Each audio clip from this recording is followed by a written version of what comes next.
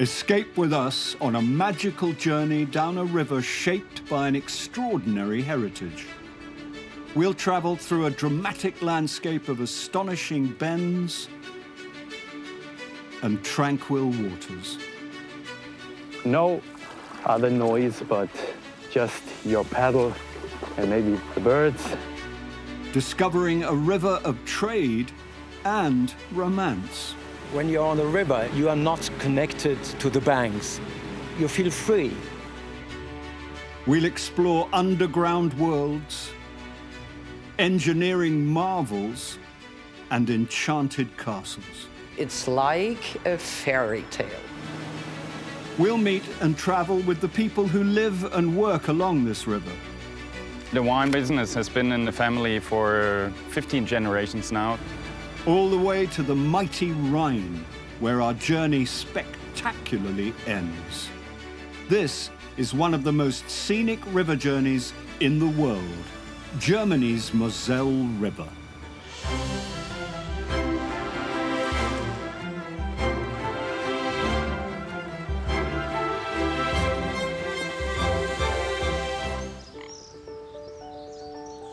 Autumn on the Moselle. And the vines have been harvested. We're in Trier, 150 kilometers west of Frankfurt. The city claims to be the oldest in Germany, with a proud Roman history. The incredible 30-meter-high Porta Nigra was built in 180 AD from 7,000 stone blocks. It's one of 6 gates which encircled the city. Trier also marks the starting point of the most beautiful section of the Moselle, as it travels 200 kilometers across southwest Germany to the city of Koblenz.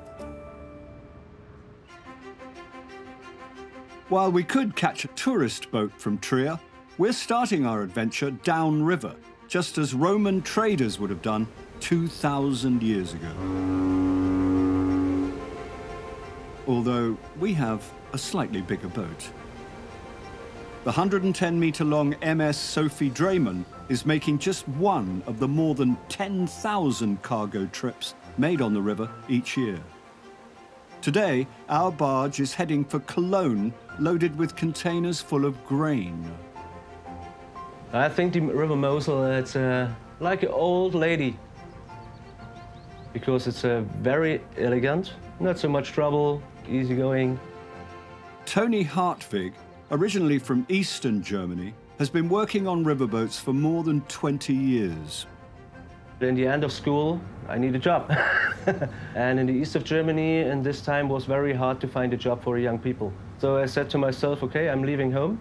The first year was very hard because I was 16, far away from home. But after 1 year, for me, it was sure to stay on board.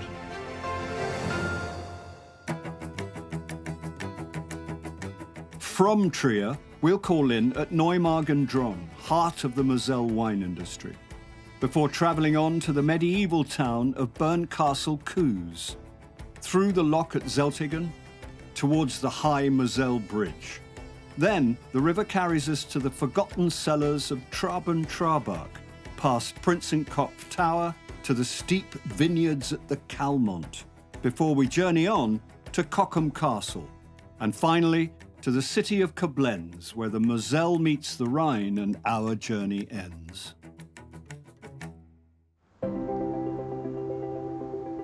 The Moselle is famed for its wine, unspoilt villages, and remarkable meandering loops. Eroded over millions of years, these great bends are not the easiest thing to navigate around when you've got a barge as long as a football pitch. Okay, now I go in starboard curve, yeah? So now I want to tell them 10 degrees to starboard. 20 kilometers after leaving Trier, Tony has to navigate the first of more than a dozen sharp curves between here and Koblenz. The ship moves always to the port because the power of the river pushes me there. With boats coming in the other direction, there is no room for error. Tony needs to anticipate the current and judge exactly the right line as he moves through the bend. We have no controllers which cruise automatically, yeah. We're always cruising via our feelings, yeah. And now I have to move more to starboard side to control this to 0 again. And he's done it. Only a dozen more to go. But the most beautiful thing is to have this free feeling. You see, you have the world in front of you.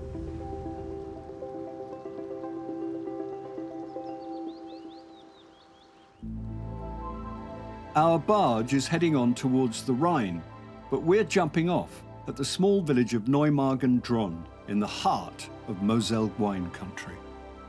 Today, the Moselle is one of 13 German wine-growing regions, producing 65 to 100 million litres a year.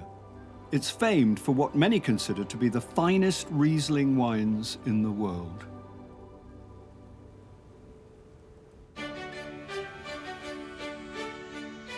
The roots of the Moselle's viniculture can be traced back nearly 2,000 years, thanks to a remarkable discovery made here in 1878. It's a sculpture of a 3rd century Roman wine ship. A copy now adorns the center of the village.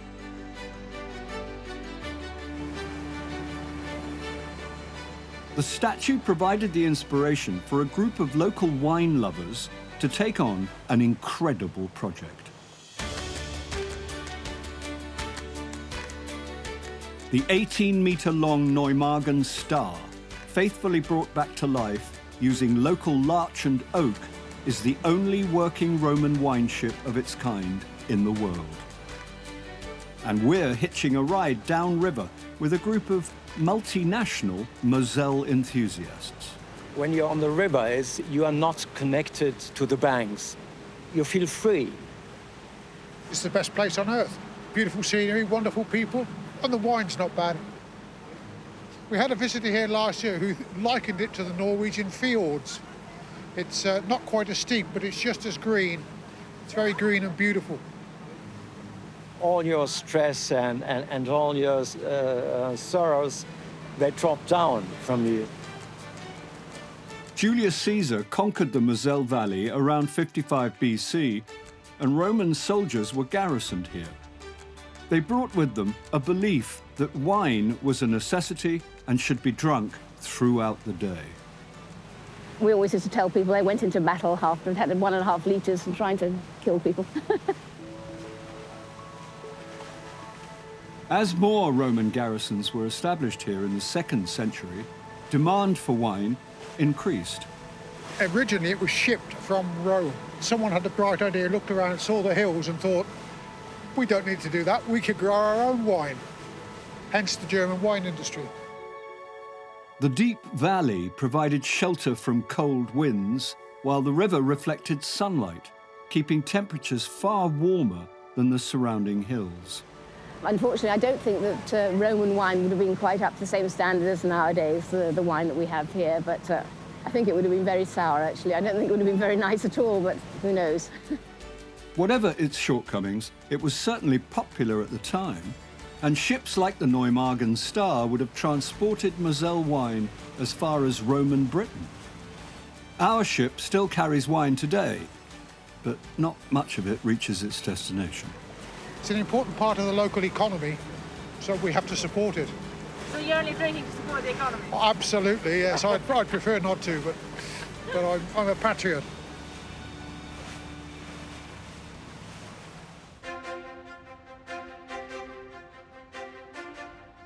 Having been on board a cargo barge and a Roman wine ship, we're now switching to a very different kind of boat to continue our journey downstream.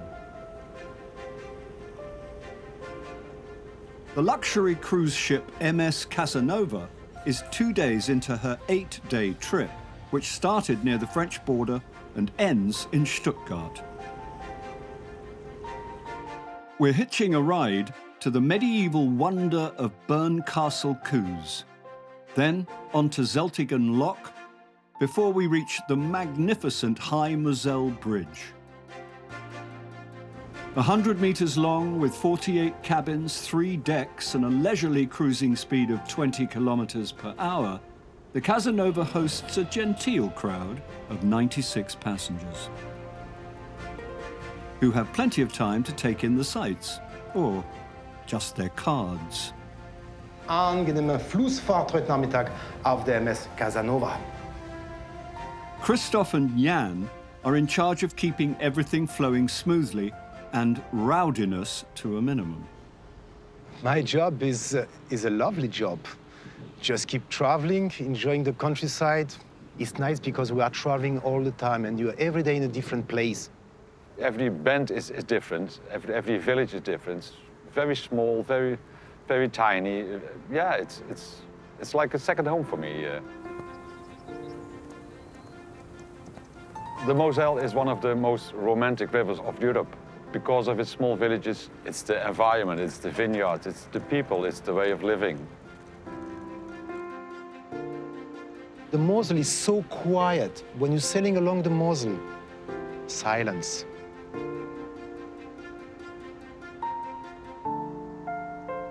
What is really different on the Mosel is the colors. This is my opinion. This is the vineyards, they are the colors. You have the most beautiful colors on the Mosel. And now we have October, for example. You see all the colors, brown, yellow, red. It's beautiful.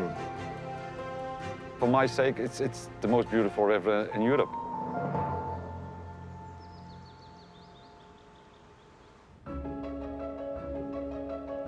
Around the next corner, 65 kilometers from Trier, are the remains of the 13th century Landshut castle. They stand guard above the medieval gem of Bern Castle Coos. The town's wealth dates back to the Middle Ages when, for the first time, Riesling grapes were planted in the vineyards around it. The medieval market square is so pretty it would make Christmas cards blush. One of the most eye-catching buildings is Spitzhausen, or the Pointed House. No more than 2 meters wide at its base, it was built in 1416 at a time when tax was charged on the amount of land built on, not the size of the house above it. On the square itself is Café Hansen. Since the early 20th century, it's been enticing river travelers and traders through its doors with a spread of homemade temptations. Vielen Dank. Norbert Hansen was born upstairs, as was his father and grandfather. He's the 3rd generation of Hansen pastry chefs. And his passion is making chocolates. His newest variety is inspired by Bern Castle's world-famous sun. The 15th century philosopher, mathematician and general big thinker, Nicholas Cusanos. It's a product from here, from the Mosel, and it's only here.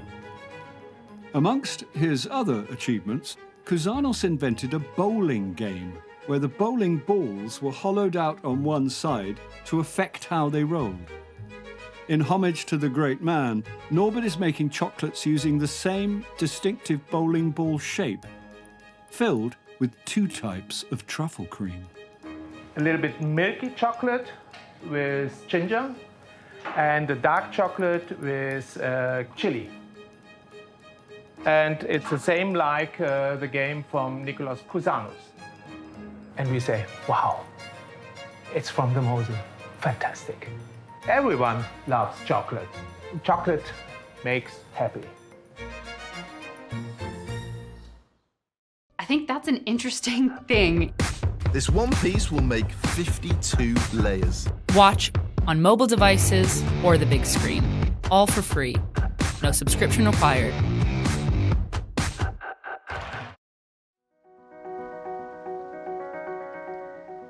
This stretch of the Moselle is one of the most atmospheric, and we're going to meet a renowned artist who lives nearby. Her unique glasswork captures the very spirit of the river. The Mosel is like a lady, like a woman, and she's also perhaps a princess. At the same time, she is really capricious, and this is what I call the Mosel feeling.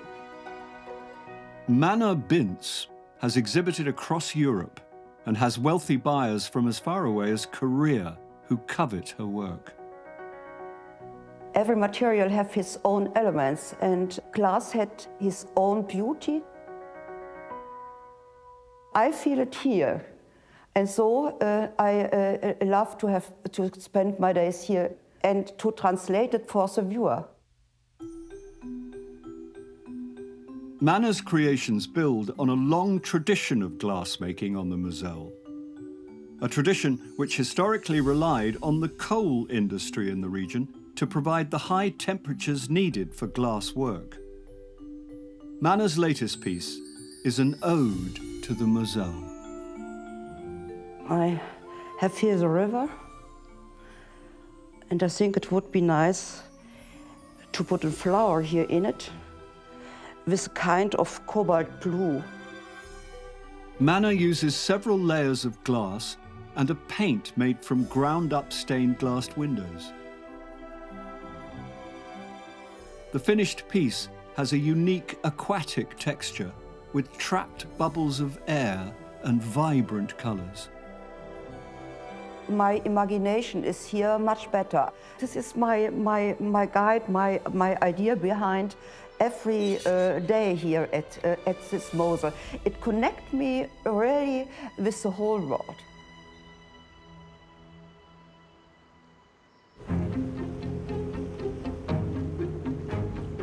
We're back on board the MS Casanova.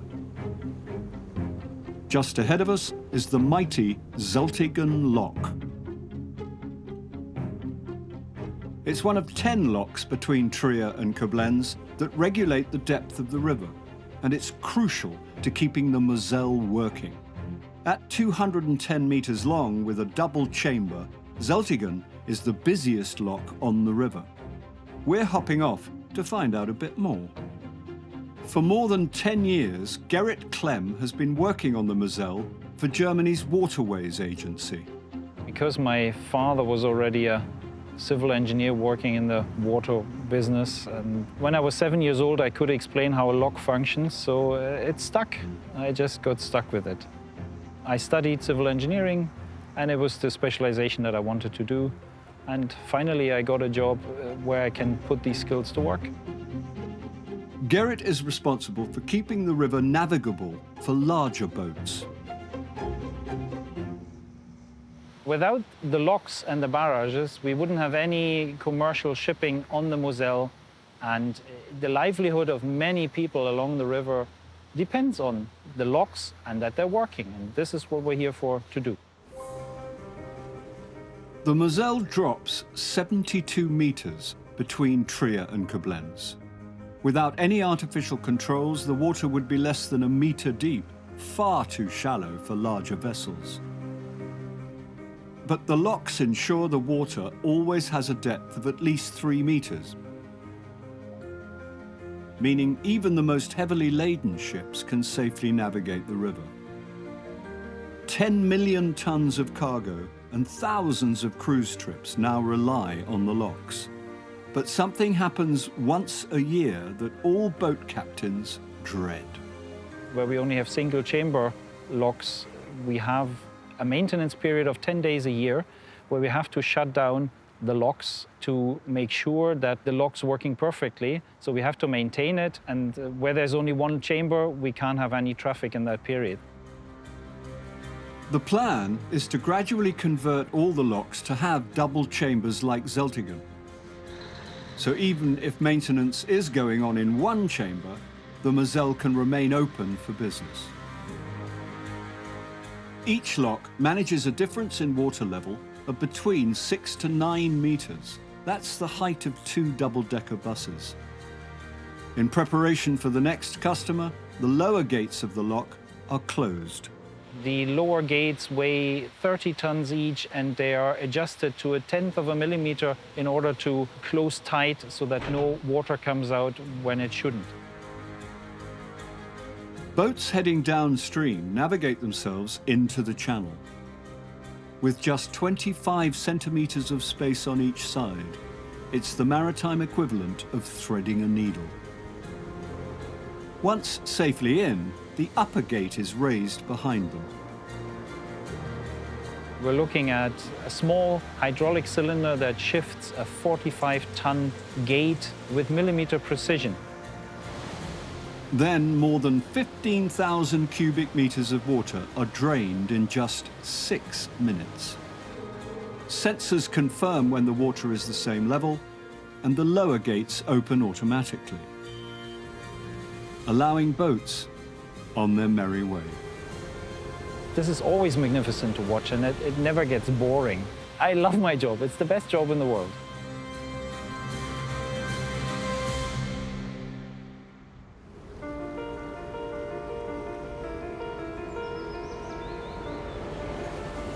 As we leave the lock, the Moselle Valley stretches out before us. A few kilometers around the next corner, an even more astonishing engineering wonder slides into view. With a span of more than 1.5 kilometers and a height of 160 meters, the High Moselle Bridge is the second tallest in Germany. It was built to connect Frankfurt and Germany's industrial Rhineland with the Benelux countries to the north.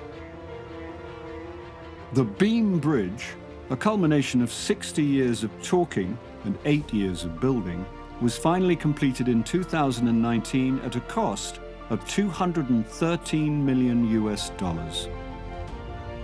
Almost everyone is impressed by the architecture of this bridge and how mighty it is. The first impression is that, wow.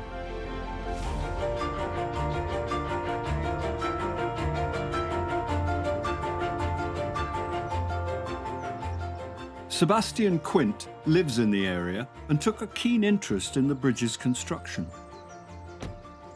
I was here following this project from the very beginning. Some might say he was even slightly obsessed with it. I saw every step when they pushed it. I even came here sometimes at night to see them pushing the bridge from one side to the other.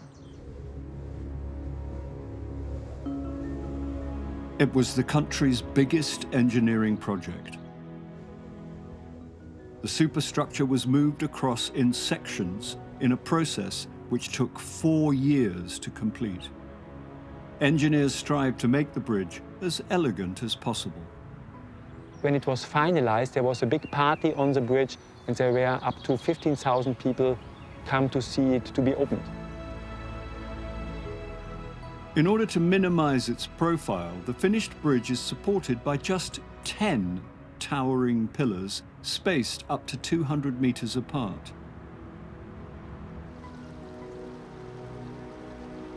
Stability is achieved with foundations bored 50 meters into the rock. And their thin design only possible thanks to 35,000 tons of steel hidden within them. The bridge is light, the design is clear, so I think it's a nice architecture.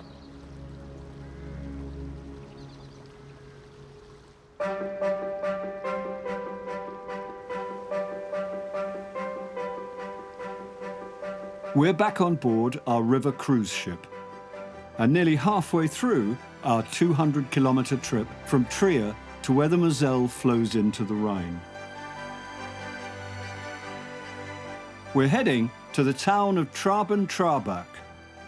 Then we'll continue downriver, pausing to look out at Prinzenkopf Hill before we pass through the Moselle's great loops to reach Europe's steepest vineyards at the Calmont.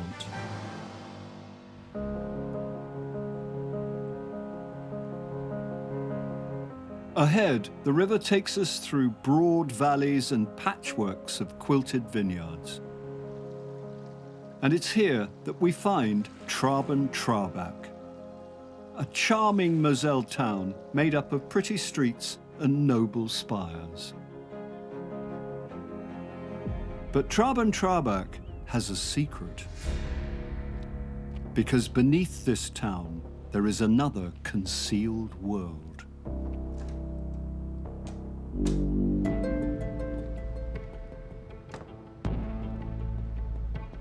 A honeycomb of abandoned wine cellars, remnants of a time when Trabant was one of the global centers of wine trading. Luckily for us, our guide is Achim Ochs, and no one knows these cellars better. Under this town, we have maybe around 20-25 kilometers of cellars. And every cellar has a special history, a special architecture, and we show it to our guests and guided tours. It was during the 19th century, Trabant's importance as a wine trading centre grew dramatically. Its position on the Moselle gave the town access to lucrative but distant wine markets, such as the Netherlands and Britain. And by the end of the century, there were more than 100 wine trading companies here. Trabant was the second biggest wine trading city in Europe. The biggest city was Bordeaux. I think we are the biggest city because Bordeaux was a city with maybe 50,000 inhabitants. We were only 5,000. Liters per person, we are the biggest city. The demand for storage led to a subterranean building boom. More than 200 cellars were built. Those closest to the river, with the shortest distance to roll barrels, could charge the highest rents. Cellars could stretch hundreds of meters under the city and go down several floors. We traded in the year 1903 60 million liters of wine from Trabant. 60 million. This cellar was built in the 1890s and once held up to 400 barrels of wine. That's 400,000 liters, all kept at an ideal temperature of between 10 to 15 degrees.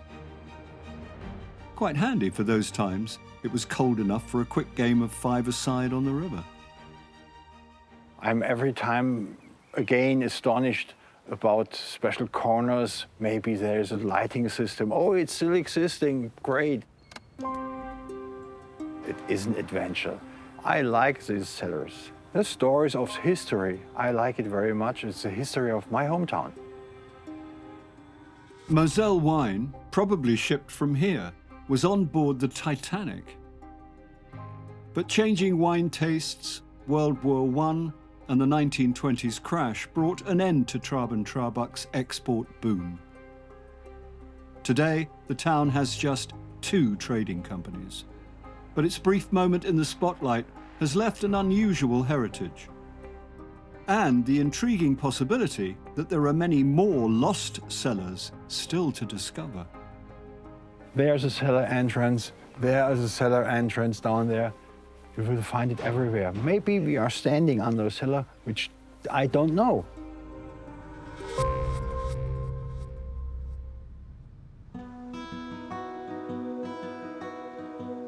Back on the river, and the Moselle passes through some of its most spectacular sections. To really appreciate its majesty, you need to get up above it. At more than 200 meters high, the Prinsenkopf Hill dominates this part of the river. The first time I came to the Mosel was in 2001. My now husband courted me back then, but the Mosel courted me as well. American Carrie Schwickart lives in the nearby village of Punderik.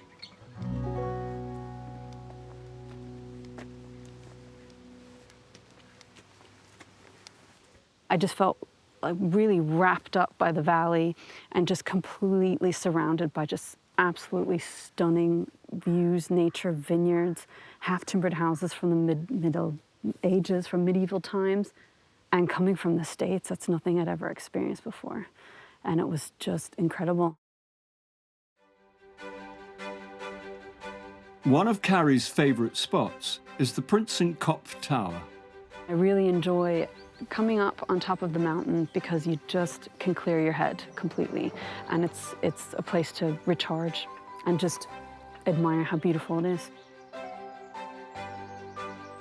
This is at least the fourth tower to stand on this spot. The first was built in the late 19th century. This latest steel iteration was opened in 2009. The view from the Prinzenkopf is absolutely stunning. From here, you can see how the river sets off on a great 13-kilometre arc before coming back to within a few hundred meters of where it started. This dramatic landscape was formed in the same way as the Grand Canyon. As the land started rising up 500,000 years ago, the river cut down into it, keeping its existing shape and making the meanders appear all the more impressive. It made me weep at how beautiful it was. It's the absolute best view on the Mosel that I've seen. Given its commanding position, it's perhaps not surprising that this hill has seen bloodshed in times of war. At the foot of the tower is a place with a special significance for Carrie. It's a World War II graveyard for German soldiers who fell during the war. The cemetery holds the graves of 96 German soldiers and 14 civilians. A few of the graves are actually marked unknown soldier. The Moselle River became a key strategic objective in the last months of World War II. Many of those buried here were killed by American forces who launched an attack on this hill in March 1945. I do feel a bit uncomfortable because I know that what was happening at that time was the American forces were bombing this area. I always get a chill walking through this graveyard because some of the ages, when you see how young some of the people were, I do feel a reverence here, and I am very aware of the fact of what happened right here.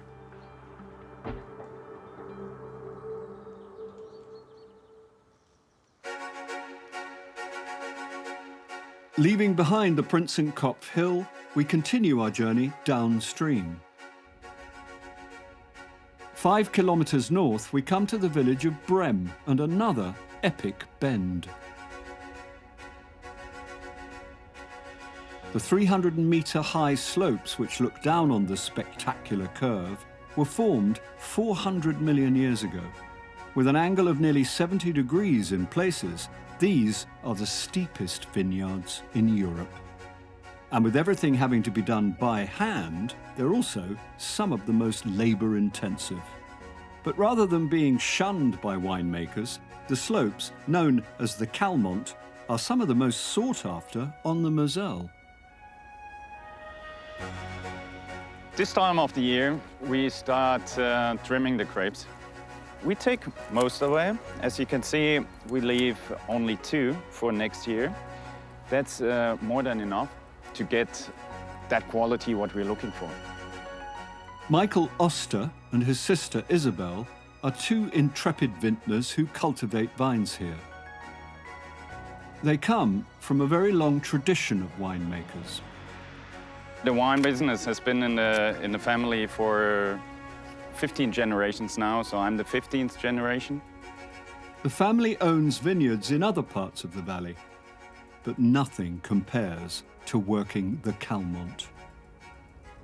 During the harvest, if you carry down the grapes, let's say 40 kilos each, you have to do it between 40 to 60 times a day.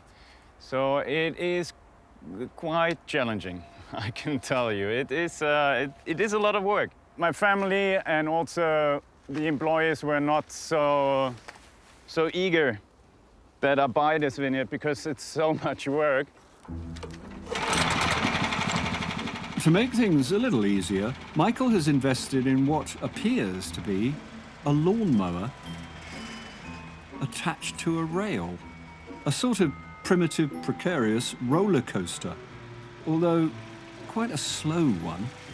200 meters long and journeying to a height of over 250 meters, it's used to transport equipment, grapes, and the occasional dog. Despite the challenges of working here, the rewards can be great. The plants here at these steep vineyards, they are the perfect angle to the sun, which means more sunlight comes directly to the grapes, which gives them more possibility to absorb the sun, reduce the acidity, build up more flavors, and that's something you don't have in the flat vineyards. Huh? That's why we do it. It's not just the extra sunshine that makes these vineyards special, it's the soil. We have a pure slate soil. That means it's really rocky. Only a few vines can survive in. That's why we mainly grow Riesling. This soil gives a special taste to the wine. It gives the wine a lot of minerality, a little bit of saltiness, and also a really fine structure in the taste. So there's the soil, the area in general, the climate, and the winemaker itself. So it's a combination of these 4 elements, and all 4 elements are really important. It's Michael's job to harness that potential. There's no sense in producing good grapes if you're not able to produce something good out of these grapes. So that's where the winemakers can come in place as well. And they transform the amazing quality of the grapes, they transform it into great wine.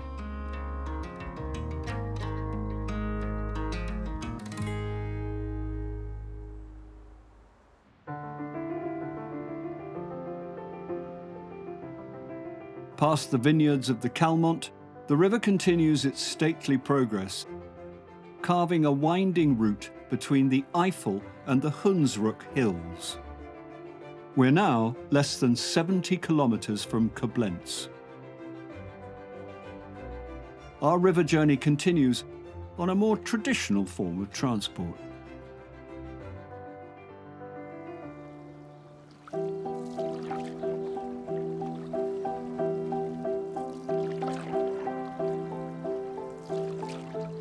You are very connected with the water surface. You don't feel this in a big boat. In the canoe, we feel the currents, we feel the move, we feel the wind. Udo Marx was born on the Moselle, and for the last 15 years he's been running guided canoe tours. For Udo, traveling by canoe is the only way to truly experience the river. The nicest thing is to be on the water and move in a very silent way through the water. This is fantastic, you know. You might hear no other noise but just your paddle and maybe the birds. Before the locks were built in the 1950s, increasing the depth of the river, only smaller boats could move along the Moselle. It was the only possibility to travel this river because there was no street that connected the villages. And so when the British began journeying around Europe in the early 19th century, canoes helped them to explore the river. The British, on this grand tour, what they called, they found the Moselle. It was not easy traveling the river Moselle, and so they hired some guys in a canoe. One of those pioneering visitors was the famous British painter, William Turner. Over the course of 2 trips here, he made dozens of sketches and paintings. They became the Moselle's first tourist brochure, showcasing this part of the world to the British public. People saw them in London in the gallery and they said, oh, wow, we have to go there. It looks very nice there. And so it was a little bit like the starting point of tourism 200 years ago. And for Udo, there's still no better way to appreciate the charms of the river than by canoe. It's like a little holiday. You're only 2 meters away from the shoreline, but you're just a little bit out of the world.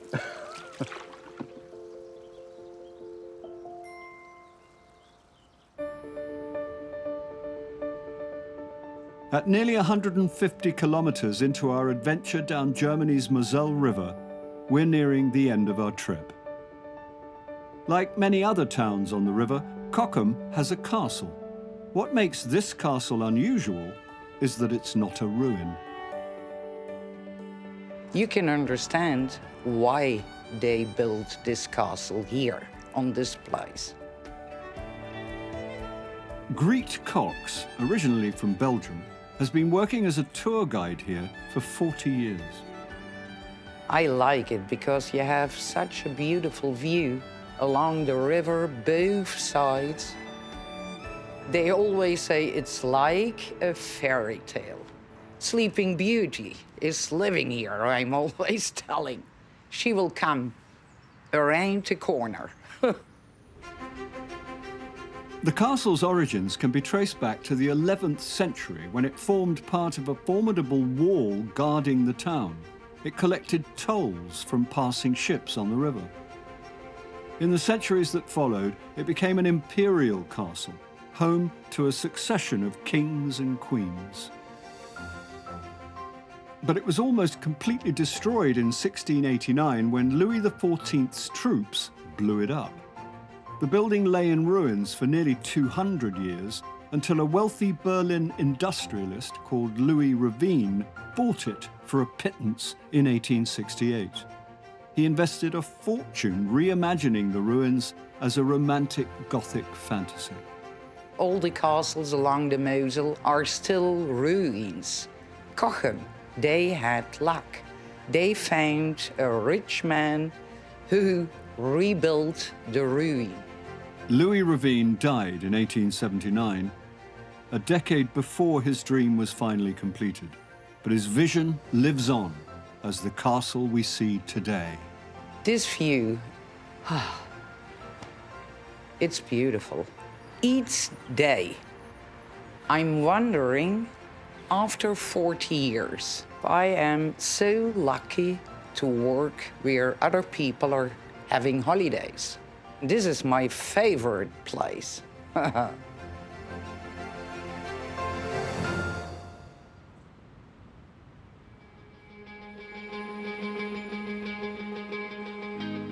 We leave behind Cockham Castle, continuing northeast on the river toward Koblenz. And we're ending our journey in style.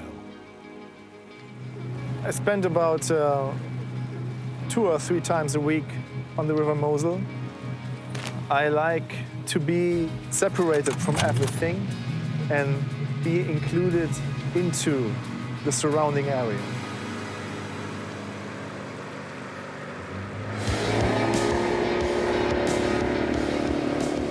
Like many around here, Timo Lursch, a local musician, owns his own boat. I need that space, I need that space for me, that it's like a holiday, you know? Small holidays. When I'm driving alone on the Mosel, I have the best ideas for writing songs.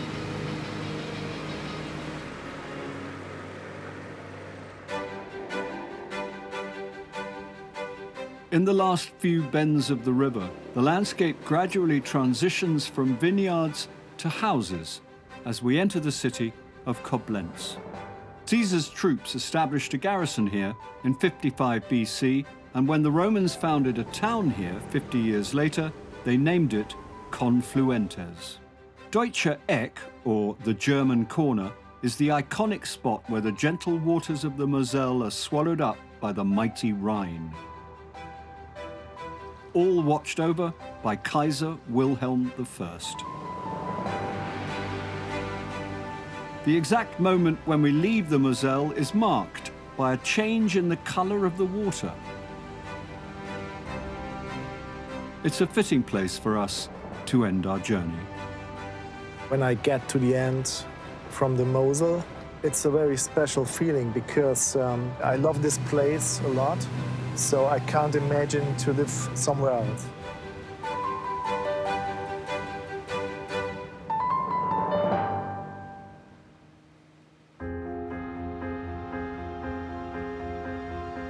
We've followed the tranquil waters of the Moselle River all the way from Trier to its dramatic end, here at the Rhine. We've hitched rides on cargo barges, Roman wine ships, and canoes. Met the locals who call this river home. And learnt the Moselle is a river of contrasts, mystical and romantic, yet modern and hard-working. It's been an amazing scenic journey. Escape with us on a magical journey across northern Italy, following the country's longest river, from the mountains to the sea. Living and working close to the River Po is a big emotion. We'll travel through an ancient, fertile landscape. I think it's an enchanted place. Discover historic towns, catch monsters from the deep, and try mouth-watering delicacies. Ma che profumo, ma che meraviglia. We'll meet and travel with the people who live and sail on this important waterway.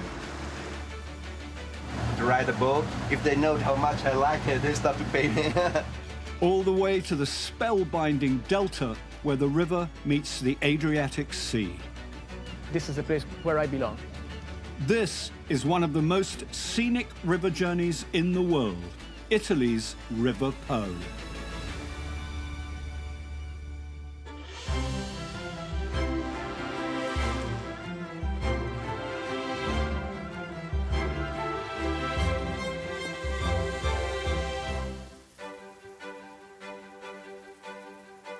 Italy's most important river, the Po, is also its longest, at 650 kilometers in length. Carving through the country from west to east, the Po first rises at 2,000 meters, high up in the snow-capped Alps of northern Italy.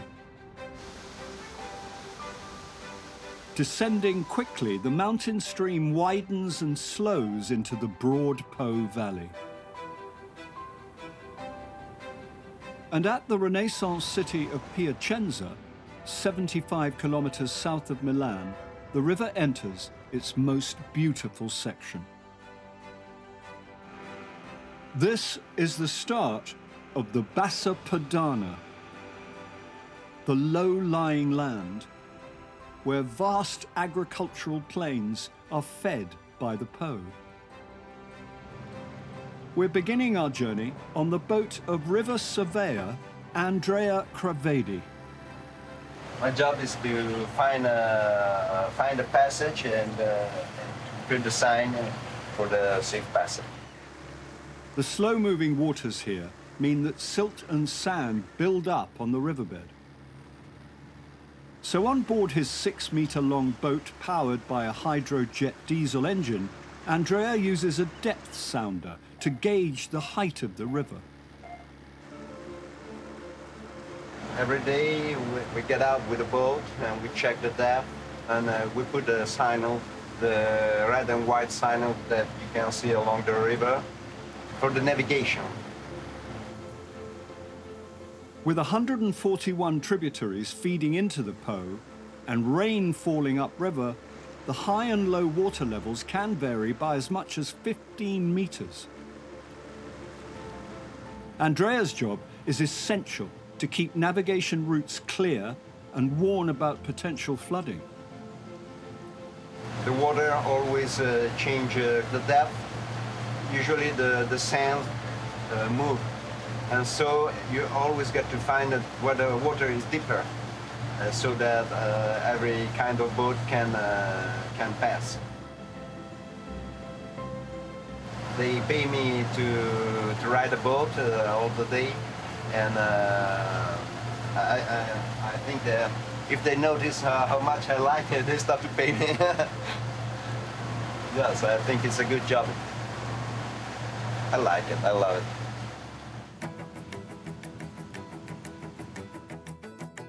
From the city of Piacenza, our journey will take us east to historic Cremona. Then to Polesine Parmenza with its mouth-watering history. Continuing downriver, we head to the harbour of Barreto and to the Renaissance city of Ferrara. Then we'll journey through the unique Po River Delta system, passing the rice-growing area, and finally to the island town of Chioggia and the Adriatic Sea. We're leaving Andrea and hitching a ride further east on a historic boat built more than 100 years ago. Originally a tugboat for the Italian Navy, it was restored and transformed into a 26-meter-long mini-cruiser for visitors to enjoy the river.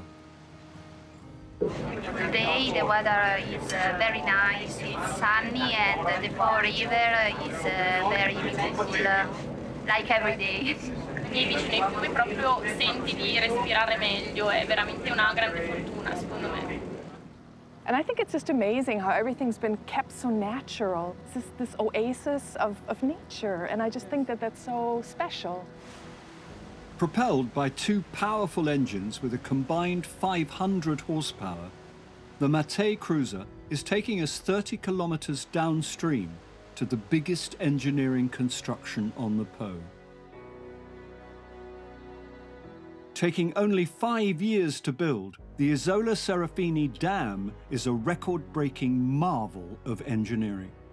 Its hydropower station has a generating capacity of 80 megawatts. In other words, electricity for nearly 200,000 homes per year.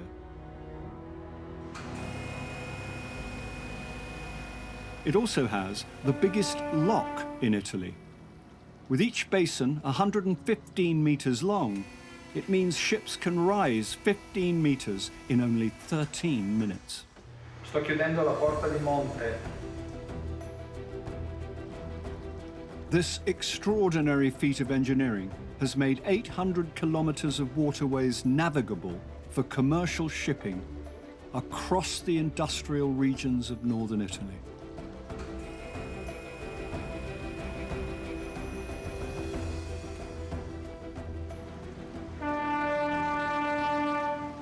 I never do the lock, it's the first time. I really enjoy this day. But it's not only what you can see on the water that passes through this giant lock. The River Po is home to nearly 100 fish species. Some of them have a powerful instinct to swim upriver back to the Po's mountain source. But they need a helping hand to scale the 15 meters.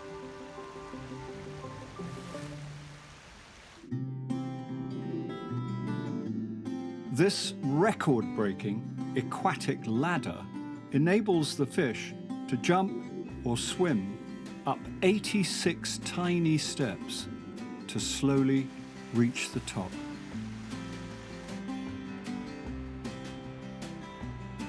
It's a wonderful piece of human engineering to help out Mother Nature.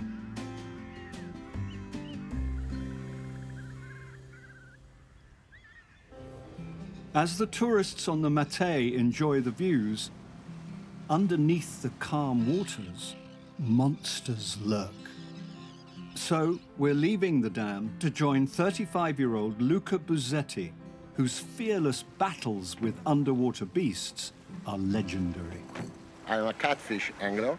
Here in the River Po, we got a lot of big catfish. There is people from all over the world that come here to fish this big, huge catfish.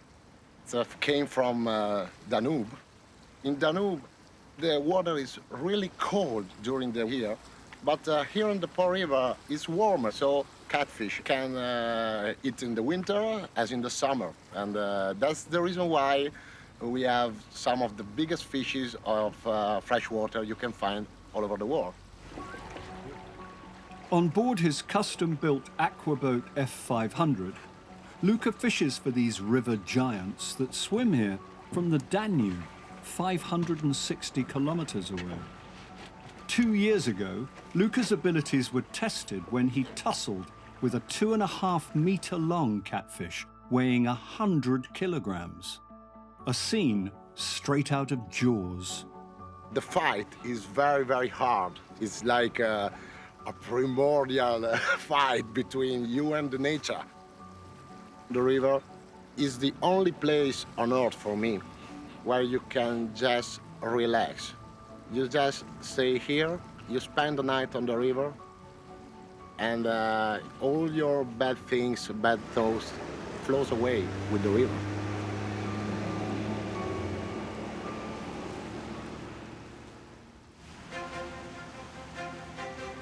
We're traveling through northern Italy, journeying through the fertile plains of the River Po to the Adriatic Sea on a variety of different boats. The river is carrying us eastward towards the ancient town of Cremona, then on to Pollicine Parmenza, famous for its unique hams, and on to the harbour of Barretto.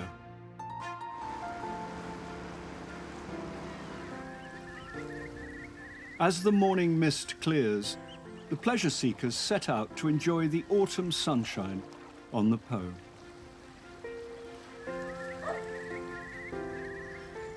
And just before the city of Cremona, 260 kilometers from the sea, we're joining Walter D'Angelo, an endurance swimmer, who on this very river achieved a world record-breaking swim of 9 hours and 18 minutes, covering a staggering 80 kilometers. E ho scelto proprio il Po per le sue caratteristiche e la sua storia. Molto bello, con dei panorami mozzafiato, ecco.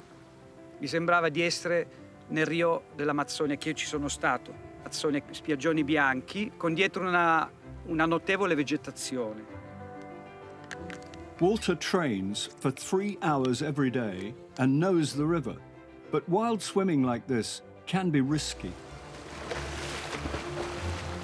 The shimmering Po has a strong undercurrent, which local coach Alberto Lancetti knows how to navigate. The water is very dangerous because of the power of the river.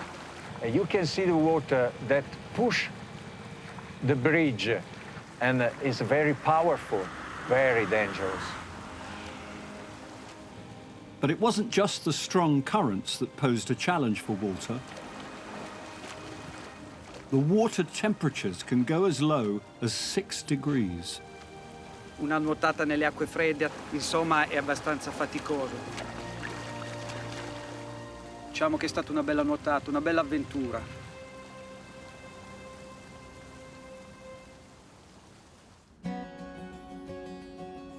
After a strenuous 8-kilometer workout, we leave Walter at a tranquil spot on the banks of the Po near the city of Cremona. This is a secret stretch of prime fishing enjoyed by locals like Valerio Ferron. My love for river, especially for River Po, comes from my, let's say, roots, because my grandfather was a professional fisherman. That's why, for sure, I have this in my blood. When I work too much, then I come here, and for me, it's some kind of freedom.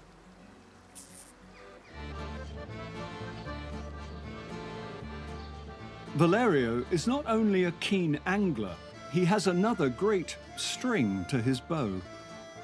In fact, he is a master luthier, making handmade, top-grade violins, violas, and cellos. I was young, 5 years.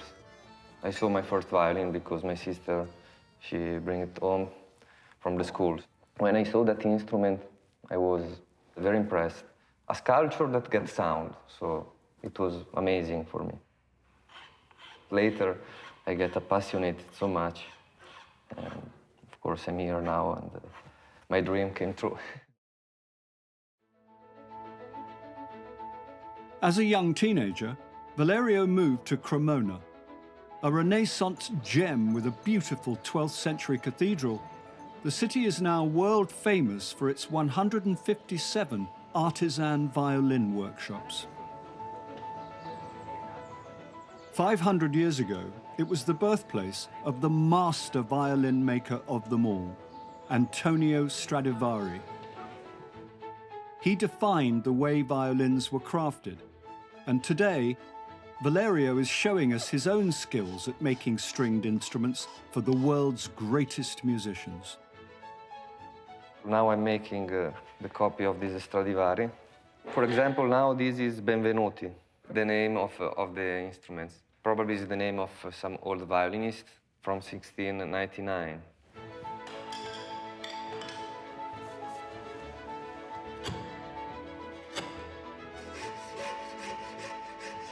For making a violin, I need at least 2 to 3 months because I'm doing everything by hand. And I do everything alone. Stradivari created around 1,000 exquisite stringed instruments, which now fetch record prices. A few years back, at auction, a Stradivari went for more than $13 million US, making it the most expensive violin in the world. The river port is very important for Cremona. River port in the past was used to transport the wood to Cremona. The best quality is coming from Balkans. In the 17th century, wood merchants used the Po to rinse the resin off the wood as they were transporting it upstream, a practice which increased the quality of the wood and the sound of the instruments. Today we have everything, but still we can't arrive to the perfection as Stradivari was doing. I'm very lucky that I can do this job. Of course, violin making is not just a simple work, and the satisfaction comes when a customer, special customer, come and buy your instruments.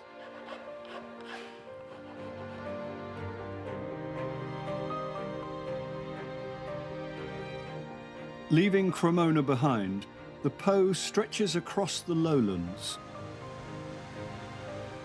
carrying us 50 kilometers downriver, where we come to the village of Polesine Parmenza. Its 15th century castle, built right on the river, hides a gastronomic treasure found deep underground. Taking us inside these ancient walls for a taste of this mouth-watering delicacy is Benedetta Spigoroli. Now we are in our magical Culatello cellar. Our cellars are the original cellar from the 1370, and there are no climatization in this room. Hanging in this old, damp cellar are thousands of Culatello, what many chefs consider to be the king of all hams. Each has a price tag almost 3 times higher than its Parma ham cousin. Culatello ham is like a central part of the muscle of the leg, and so we produce this only in the winter time. We start aging it here without any climatization. And they stay here from 12 months till 34, also 40 sometimes. To create this sublime delicacy, there's one particular condition required that only proximity to the river can provide. And it's one that no one would want in their home. We had this amazing mold because of the cellar from 1317, and for the Po River is the humidity that creates the mold.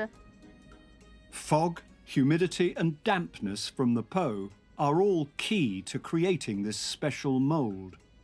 So there's one simple daily rule to follow.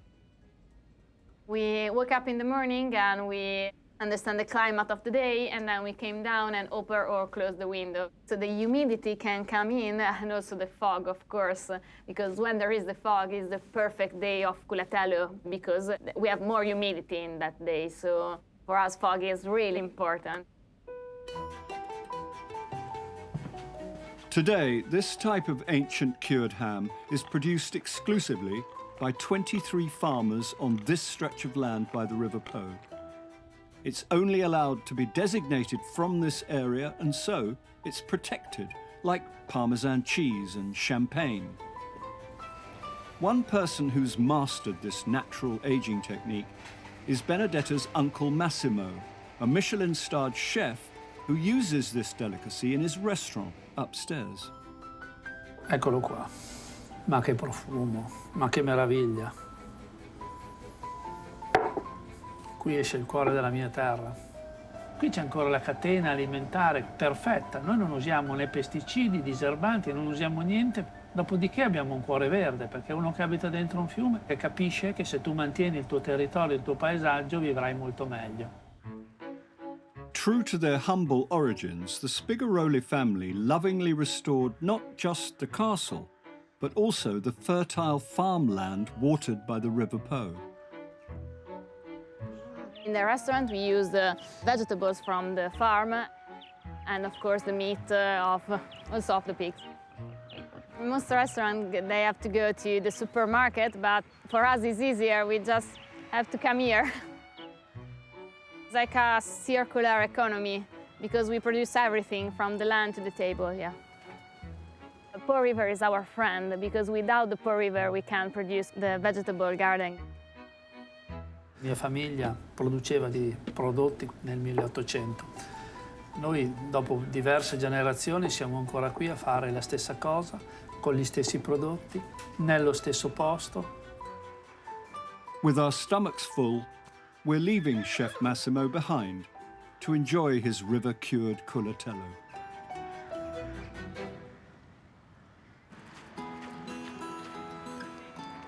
We're joining a group of young kayakers, taking us closer to the town of Barretto, 50 kilometers on. Avanti fino alla tua punta insieme a quella degli altri. Fermi tutti. Prepariamo. Posto. Up.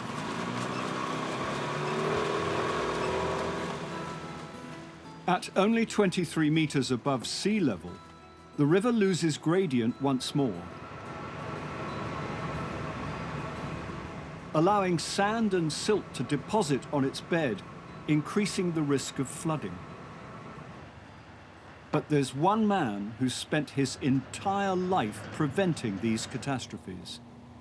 Third-generation dredger Captain Landini continues the family tradition of scouring the silty riverbed.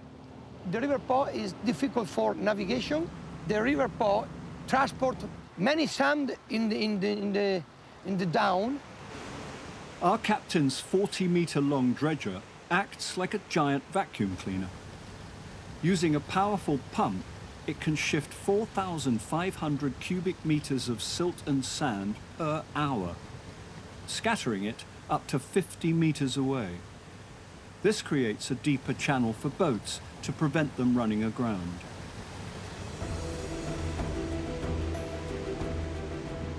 The Landinis have been doing this crucial job for generations. And this dedication is celebrated in Barretto's Naval Museum. This dredger is born in 1933. Papà e il nonno che hanno lavorato con sacrificio e con fatica per sistemare il grande fiume con questi mezzi. Quindi c'è una parte anche mia, mi sento anch'io parte di questa storia del fiume e degli uomini di Po.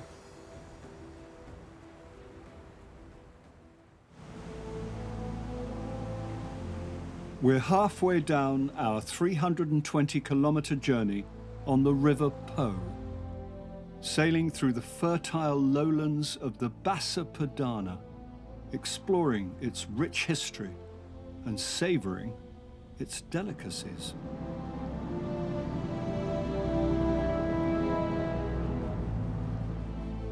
We continue journeying eastward. We'll hitch a ride at the Renaissance city of Ferrara. Then we'll enter the unique ecosystem of the Po River Delta, passing some of the oldest rice fields in Italy.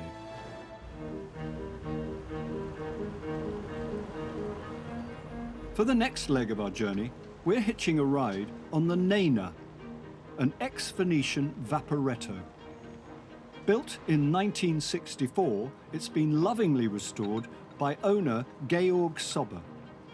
He's taking us on a historical trip around the Po's most influential city, the UNESCO treasure of Ferrara.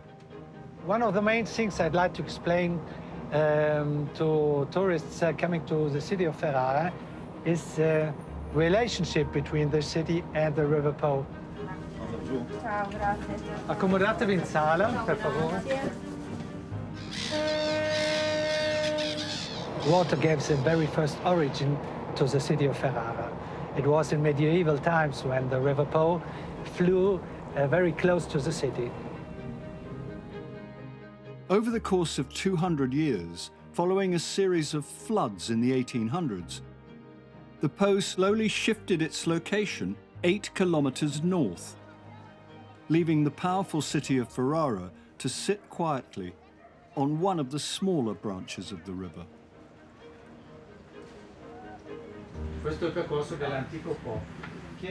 If you go in the center of the city, beside the castle, you see a column. This column is called Padimetro.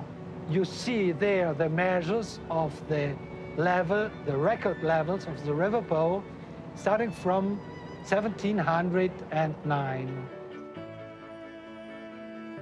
But even earlier, in the 14th century, the powerful ruling dynasty of the Este family set out to tame the river and its swampy plains around Ferrara.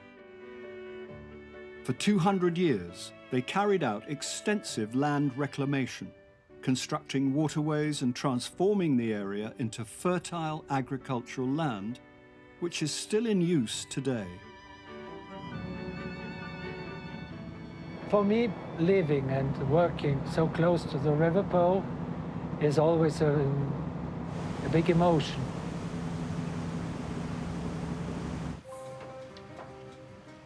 As the Nena returns home, we hop on to a different kind of boat to continue our journey east.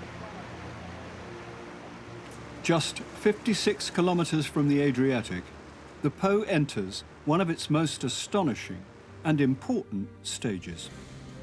Here, the mighty river splits into 7 different branches, all feeding into the unique Po River Delta, a spectacular UNESCO World Heritage Park.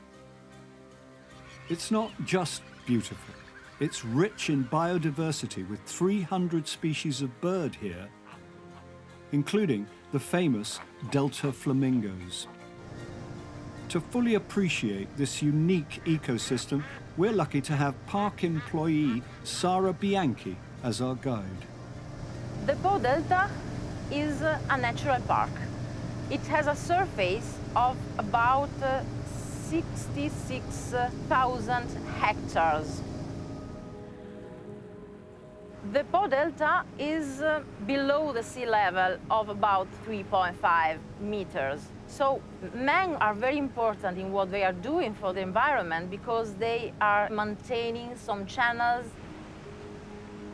Inside the delta, the river is now carrying us to a surprising secret, hidden amongst the reeds near the town of Yolanda di Savoia. These 10,000 hectares of waterlogged flatlands are at the heart of a very important North Italian industry. Italy is home to more than 50% of Europe's entire rice production, 1,450,000 tons of it, to be precise. One person who loves this exotic crop is second-generation farmer Patrizia Cavazzini. Here we grow different kinds of rice, but mostly we grow rice for risotto, so we grow the Italian kind of rice, which you don't get in Vietnam or China. It's not known how rice first came to Italy, but cultivation in the Po Delta goes back to 1475, when the Duke of Milan sent a precious load of 12 sackfuls to the Este family of Ferrara, who tried it out as a new crop. the peaty alluvial soil, with brackish and fresh water from the Po, is rich in organic and mineral substances. It proved to be the perfect fertile ground for rice cultivation. My father started renting land nearby, and I think fell in love with the area, the places. The attraction is the emptiness in its sense. You know, you have huge skies, nothing in between the horizon, and it's full of wildlife. I think it's an enchanted place.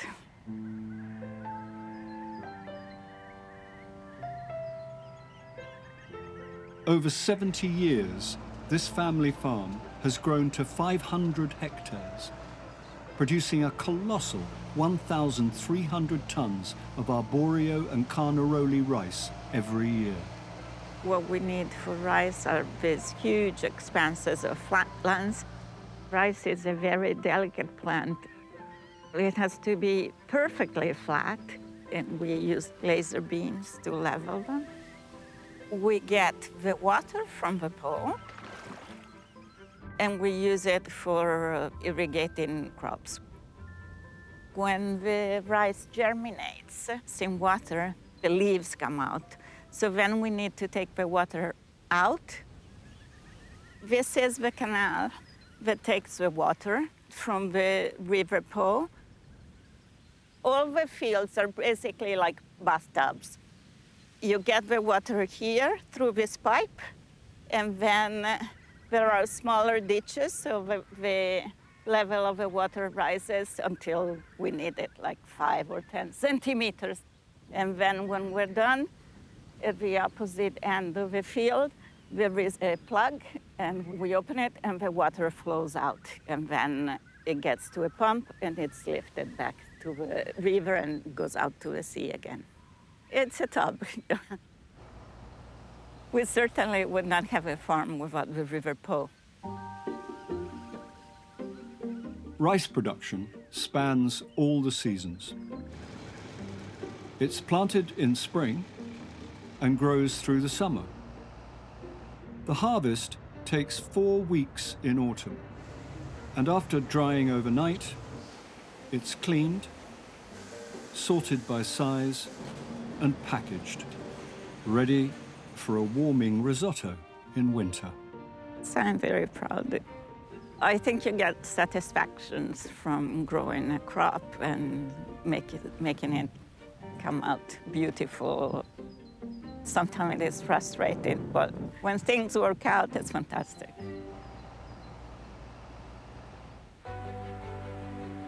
We continue our journey along the delta with park guide Sarah, who has more river secrets to reveal.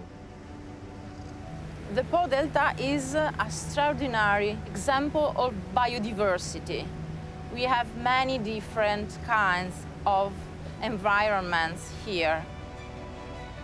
In the past, this territory was a very hard, difficult territory to live in. We had frequently floods of the river, and so it was difficult to build beautiful villas. It was certainly difficult, but not impossible. As the Po brings us a further 16 kilometers into the heart of its delta, we pass a magnificent country estate by the name of Carzen. Built by Venetian nobility almost 300 years ago. Flinging open its doors is the lady of the manor, Elaine Evanzo Westrop Bennett. Well, I just introduce myself. I'm Elaine Evanzo, and I've been living here in this house for the last 54 years. I left Ireland when I was 23 and came to Italy to learn Italian. When I came to Italy, I was the au pair. I went to a family and taught English to 3 children. And then I met my husband, who was a friend of the family. He was a very handsome man. He was a very good-looking man. The Italians would call him Gran Signore, and he was, in every way. He just was somebody of the old school, and he always bowed and kissed hands. But her love story certainly wasn't the first to happen inside these ancient walls. This house, it was a shooting lodge built in about 1720, was bought by the Guiccioli family. Il Marchese Guiccioli was 63. His third wife was 18. Good thing for her, but not for the rest of everybody else. She met Lord Byron, the English poet, in Venice, and it was love at first sight.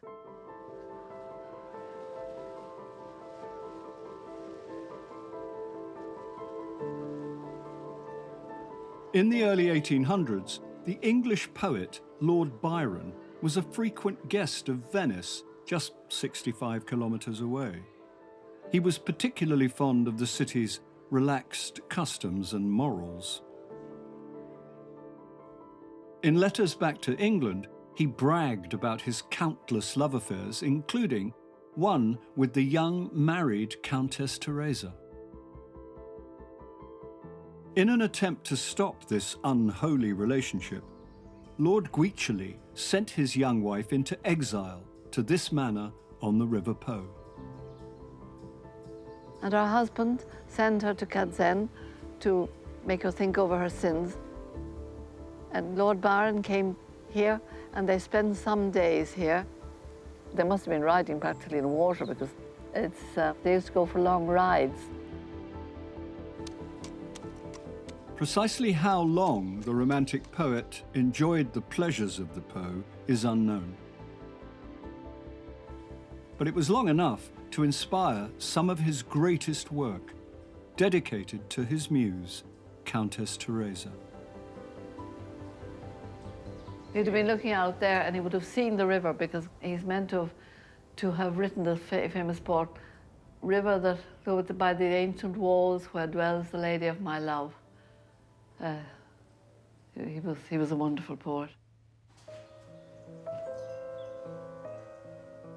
Today, it's possible to stay in one of the 9 rooms and soak up the elegant atmosphere from days gone by.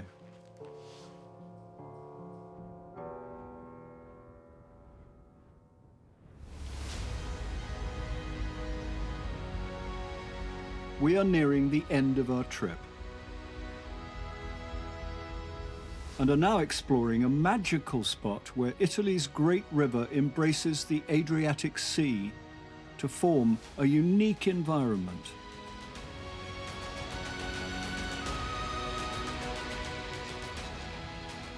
This is the Scardovari Lagoon.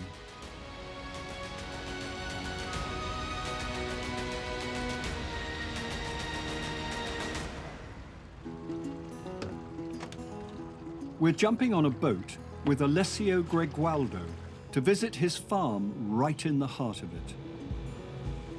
This unique environment is one of the best in the world to breed the queen of all mollusks, the rare pink oyster. Queste ostriche hanno circa 3 mesi, le appena arrivate erano di queste dimensioni. Oysters naturally grow on cliffs and need tidal flows to survive. To mimic Mother Nature, Alessio attaches young oysters to ropes with a special cement. Each rope carrying 90 oysters is then hung from a suspension system, which is lowered and lifted from the water according to a precise cycle. After a year, the adult oyster is then placed in these baskets. Questa è l'ultima fase. Le ostriche rotolano da una parte e dall'altra e fanno una levigazione naturale della conchiglia. È chiamata anche ostrica rosa. Ostrica rosa perché? Perché ovviamente, essendo esposta tante ore durante il giorno ai raggi solari, acquisisce delle sfumature rosa sulla conchiglia, sulla parte esterna. Senza il fiume Po che si mescola all'acqua di mare non potremo avere un'ostrica così carnosa, perché dà degli alimenti nutritivi che sono incredibili. E di conseguenza un'ostrica più dolce, grazie a questo mix di acque dolci e acque salate. ed è considerata ad oggi tra le 5 migliori ostriche al mondo. Alessio has spent 10 years lovingly perfecting his oyster breeding technique. Per me alzarmi e venire sulla sacca a lavorare le ostriche non è un lavoro, ma è un hobby, è una passione. Qua noi vediamo tramonti incredibili alla sera, se veniamo presto vediamo delle albe che neanche nei più bei quadri si vedono. Qua la sacca è un quadro vivente.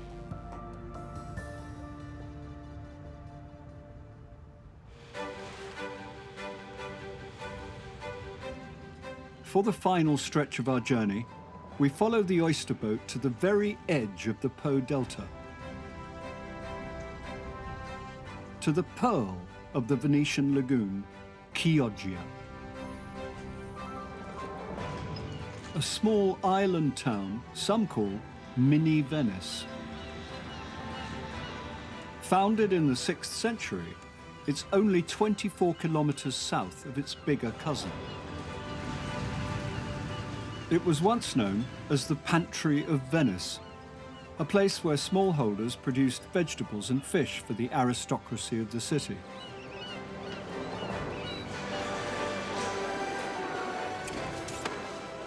Today, it still has one of the biggest fish markets on the Adriatic, which keeps fishmongers like Enzo Nicari busy. We have two markets, one in 3 in the morning and one in the afternoon. And in this market arrive all type from fishing. It's not just the fresh fish which makes this neighborhood a popular spot. Local guide Davide Penzo knows the ancient secrets of this town. His family have been living here for 6 generations. And here we are on the Ciaccole Bridge. Ciaccole in the local dialect means chit-chat. And this is the place where women, but also men, who spend the morning buying fish here from the fish market, spend the rest of the morning and gossip about the neighborhood here in the oldest part of Chioggia.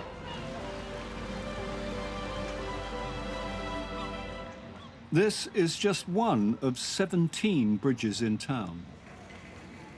In the 16th century, these bridges were wooden, but in cold winters, people would sneak out at night and steal the wood to warm their homes.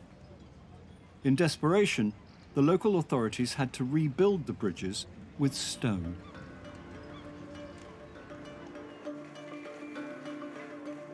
There's another place in the town with a special history.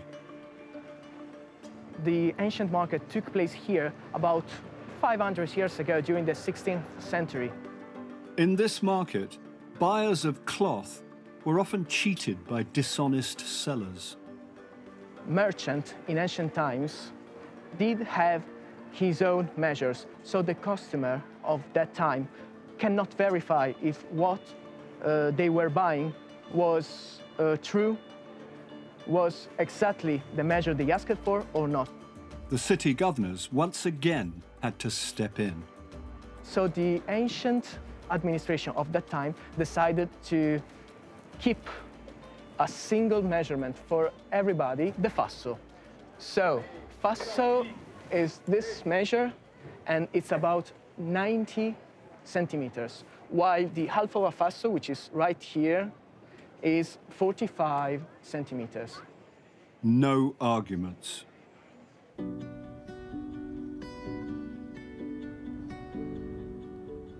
This old neighborhood is also home to an ancient maritime tradition, established out of honor and respect for those who risk their lives working at sea. It's one Davide is deeply proud of. If you want to have an idea of the community of Chioggia, this is the right place, because here there are 14 little houses with the typical Venetian shape, where widows of those men who found death in the sea could live without paying anything. These women were welcomed as part of a bigger family, which is the community of Chioggia. Chioggia has a unique atmosphere. We are just a big family, and it is very difficult to find a similar place, a similar atmosphere, a similar community all over the world.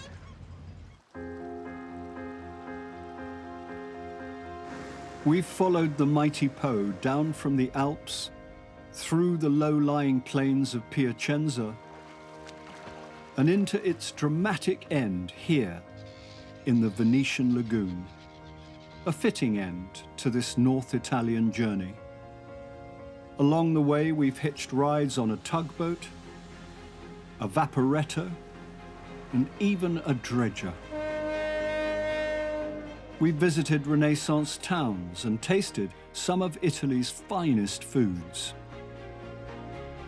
Our voyage down Italy's longest river, alongside the locals who call the Po home, has been a truly magnificent river journey.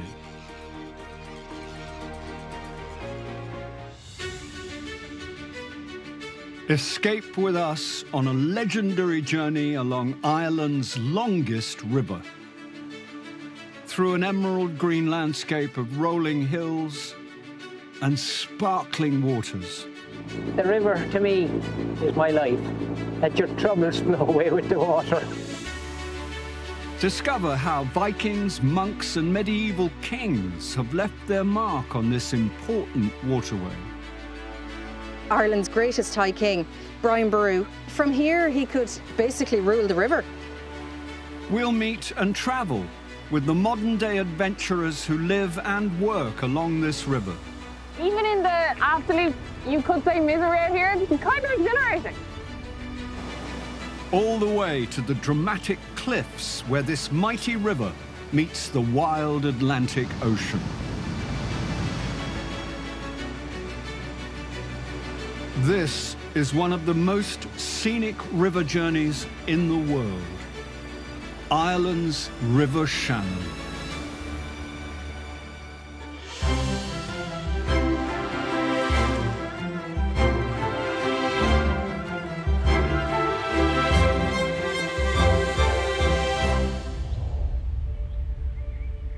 This mountain range in the north of Ireland, 177 kilometers northwest of Dublin, is where our journey begins. The rain that falls here will become the waters of Ireland's longest and most important river. Carving through the country from north to south, the Shannon has been a crucial route connecting the centre of Ireland with the rest of the world for thousands of years.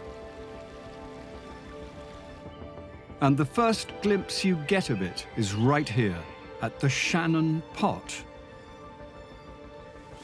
One person who knows this impressive landscape above and below ground is geologist Martina O'Neill. As Nature Reserve Manager, it's her dedication that keeps this special park open to visitors all year round. So we're standing here now at what's known as the Shannon Pot, this dark pool of water, which looks relatively innocuous, when it in fact is exactly the opposite. This body of water is the rising of the mighty River Shannon. This is the first occasion where you'll actually see this river on the surface as it begins its journey to form the fantastic river that it then becomes. Up until now, the water has travelled underground until pretty much this exact point. The reason being, if we were to see below the ground and beneath our feet, the rock type tier actually changes from limestone to a mixture of sandstones and siltstones. Now, these are much harder rocks, and in that way, they actually force the water upwards onto the surface as opposed to travelling underneath. She may be a scientist by training, but as a local, Martina has a passion for the myths and stories that surround the River Shannon. Areas of significance like here at the Shannon Pot are steeped in mythology, in history and in legend, and typically those are not that far removed from the actual reality, the scientific reality behind a situation. Here we have some hazel trees. You normally associate hazel with the lovely alkaline limestone soils. Legend has it that there were actually 9 hazel trees that surrounded the Shannon pot. The tale goes that hazelnuts fell from these trees and fed a salmon, who became wise. Shannon, the granddaughter of the Celtic god of the sea Lear, came here in search of wisdom. But when she arrived, the wise salmon was angry and made the waters rise, drowning the girl, and her body flowed all the way down to the sea, forming the river that we now call the Shannon. It is a fascinating place. It is a place of intrigue, and I think in that respect, a very fitting start for the Shannon, which weaves and meanders its way through the fabulous landscape here.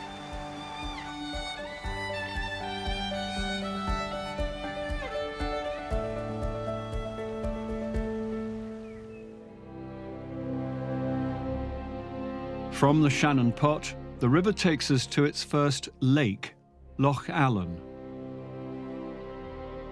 Then to Carrick-on-Shannon, the cruising capital of Ireland. We head past Lanesborough to Loch Ree and Athlone. Through Banagher and on to the mystical islands of Loch Derg.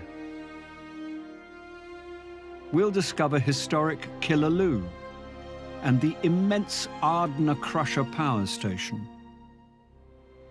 Before the Shannon carries us through the estuary to Loop Head, where it meets the Atlantic.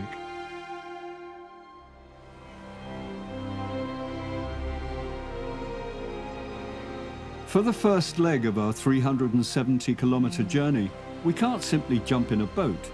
We have to wait for this small stream to become a navigable river.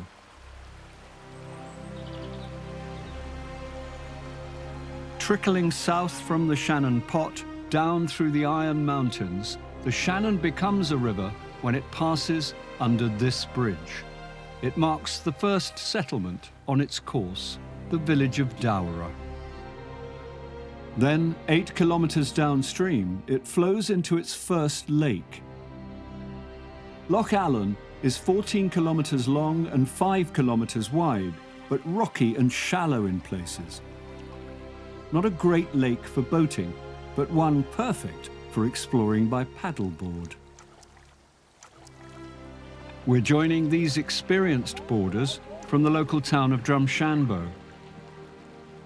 They favour this sheltered stretch leading south from Loch Allen, known locally as the Drumshamazon.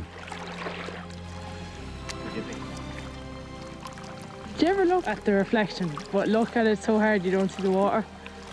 It looks like it belongs in the Amazon. Yeah, the Drumshamazon.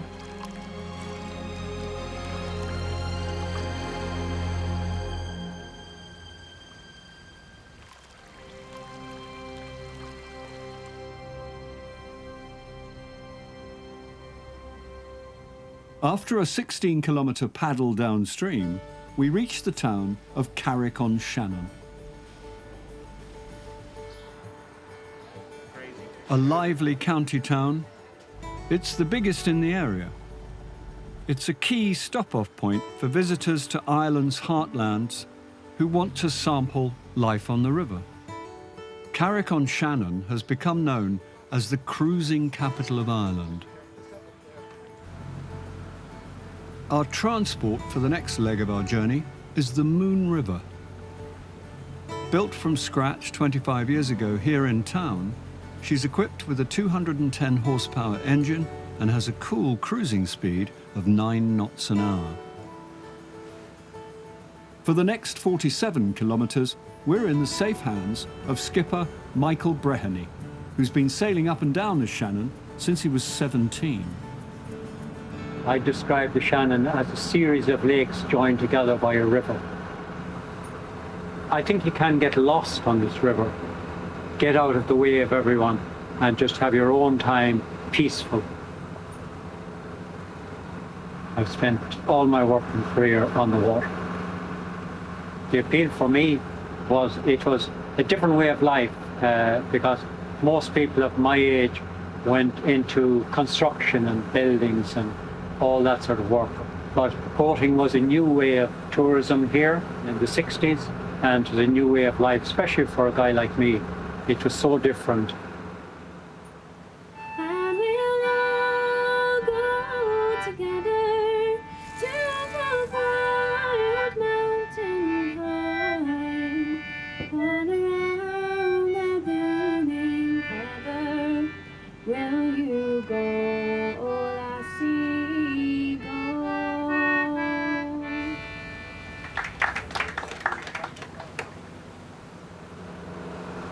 I love the scenery. It's the luscious green and all the different shades of green that we have here on the river. For me, it is a terrific place to be, I think, and that's just me.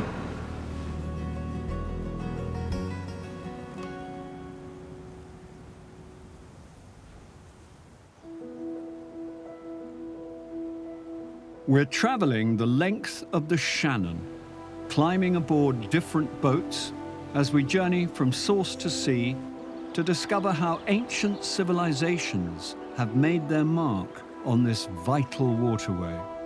Stretching for 29 kilometers north to south, the second lake on the Shannon's course is Loch Ree. Surrounded by reed beds, it's an important winter stop-off for wildfowl making their annual migration. Sitting at the north entrance to Loch Ree is the town of Lanesborough, home to 1,500 people who have taken on an unusual town mascot. And he's out for a spin on the lake today. Legend has it that a fearsome sea serpent lives in the depths of Loch Ree. It's a monstrous tale that goes back to the earliest records. The legends predate 600 AD. The first account of a hunting party chasing a deer, and the deer went into the lake and swam across to one of the islands. But nobody in the hunting party was willing to follow for fear of the monster or the creature in the lake devouring them. Local artist Stephanie Hanlon decided the Loch Ree monster story needed updating. So this 5-meter homage to upcycling is now the centerpiece for the annual Loch Ree Monster Festival. And the festival itself was just a great idea to bring the community together, a bit of crack, a bit of fun, and to bring a spotlight to the village here. Go on, tell us what it's like. It's not bad at the legs. The locals here may be unafraid of their less than fearsome mascot, but with water as deep as 36 meters in places, there are real risks to exploring this lake, as search and rescue volunteer Fergal knows only too well. We have a very active local community, a lot of clubs. I'm a member of Loch Ree Sub-Aqua Club, Search and Recovery Unit. So we'd be called out to help people who've had incidents in boats. You know, fishermen have gone missing in storms, and we'd have to go down the lake at speed, maybe in the dark. We've often been searching in zero visibility conditions. Sometimes when I'm down there in the depths, you'd sometimes wonder about the Loch Ree monster. Am I going to get my face chewed off, you know, for my trouble? The legend of the beast of Loch Ree endures. As we continue our journey southwards, there's another mystery to uncover. An abandoned settlement dating back to the 13th century. On this headland, jutting out into the Shannon, there was once a busy medieval town. The bustling trading post of Rindoon grew up around a Norman castle built in 1227. Historian Dr. Regina Donlan has been walking these ruins for decades to discover more about the people who once called this place home. So where we're standing right now, we're completely surrounded by water on two sides and a defensive wall across the land boundary on the peninsula. This was really, really significant for defending the province of Connacht from the water side. A key vantage point with views up and down the river, this castle was well protected against attacks from the water. The problem with the peninsula was that it was bounded on one side by a town wall, and this was definitely the weak link. On 4 occasions between 1229 and 1274, the famous Gaelic tribe, the O'Connors, they managed to breach the wall and attack the castle.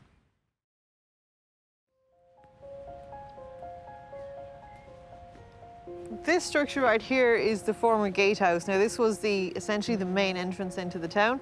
So you would ride up here on your horse, have a chat with the guard, tell him what your business was in the town, and then he would decide whether or not to give you entry. This was the main land boundary that defended the town. So there were 3 defensive towers all the way along the wall.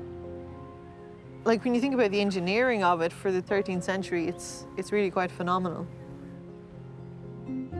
Rindoon's strategic position on the River Shannon meant it prospered as the main trading post for the area, home to merchants, a military encampment, and a boat-building workshop. So one of the key buildings on the site is the old church. We're not exactly sure of when the church itself was established, probably sometime just before the castle. But what we do know is that it was still in existence in the middle of the 14th century. The church itself could accommodate about 800 people, so experts suggest that the population of the town at its peak was somewhere between 800 and 1,200 people. So this was quite a prosperous, busy little place back in the 14th century.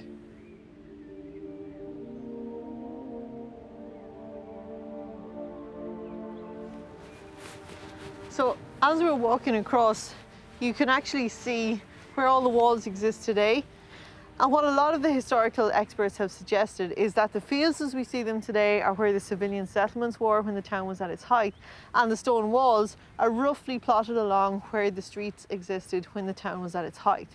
And as I'm walking across here, I can really kind of get a sense of the area, looking at different ridges in the land, wondering what type of buildings were there, and I can almost hear the chatter of the people as they went about their daily business. The importance of the castle site of the Rindoon deserted medieval town is really something unique to the area and something that everyone in Lecaro feels very passionate about.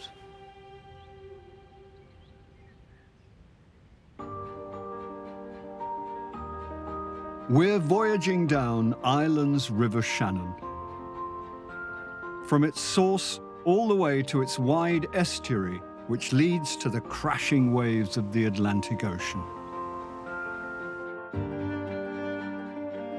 From Loch Ree, we're following the river south, through Athlone, the largest town in the region.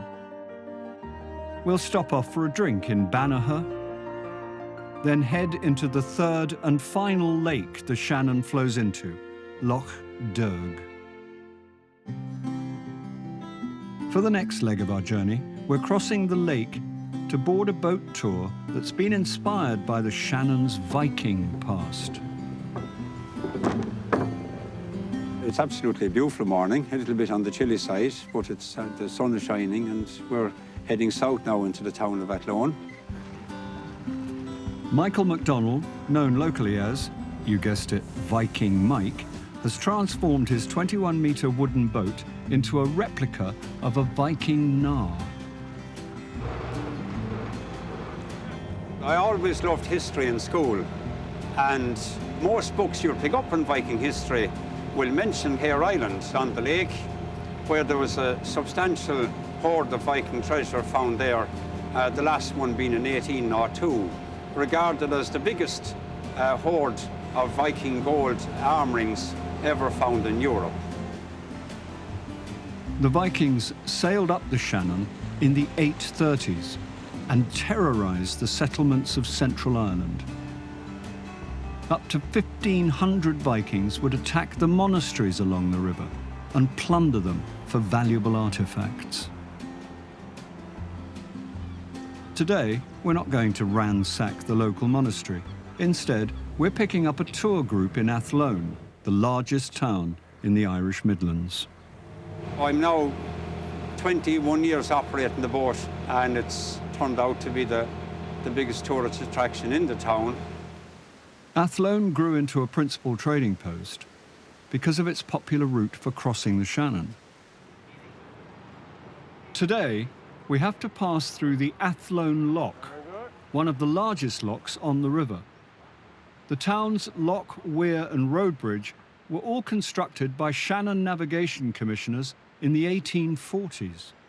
So now the lock keeper has closed the gates behind us, and when we get to the same level as the far side, the lock keeper then will open the gates in front.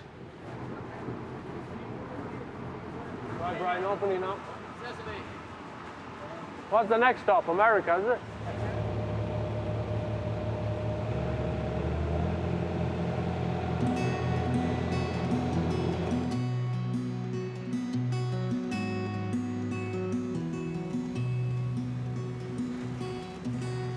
Quite tranquil, it's very quiet, and I think also the meandering of the rivers as well is fabulous because the boat slowly kind of curves in between them, and I think that's part of the joy of it. They call it the majestic Shannon. I suppose it's my passion, you know, and I'm still fascinated with the different things that you can see, what's on the shoreline every day as we go by, and the shoreline is never the same. There's always something different to see there. Mike's tour ends here at the impressive monastic settlement of Clonmacnoise. Established in 547 AD, it grew into an important centre of religion and learning because of its riverside location. It also came under attack from Vikings, not least in the year 845 AD, when a scribe notes in a medieval manuscript that Vikings rampaged throughout the central Midlands and plundered and burned Clonmacnoise.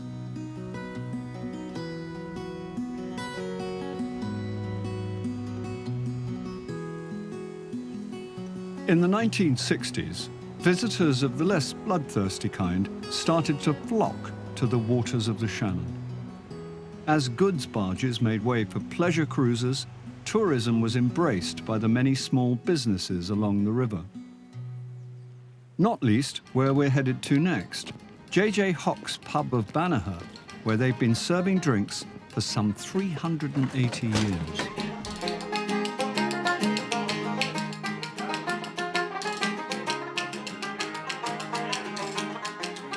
Ger Hock, the current owner of this establishment, likes to continue a thriving musical tradition started by his forebears.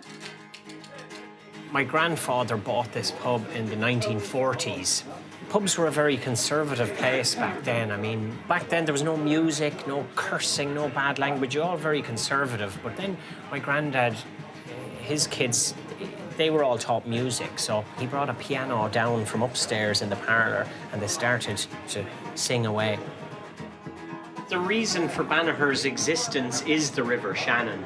Then tourism started on the River Shannon around the early 60s, and my granddad would stand outside with a whiskey and he'd look down the town, and when he'd see tourists, he'd get them all like, quick, start playing, and start drawing in tourists. There's a great tradition of great Irish musicians around here. They just love the music here and love the crack, and you know, it's that connectivity. It's the open mic style of entertainment that anyone can join in. I mean, there's guys from all over the world that have joined in the music sessions here over the years, so it's, you know, everyone is welcome.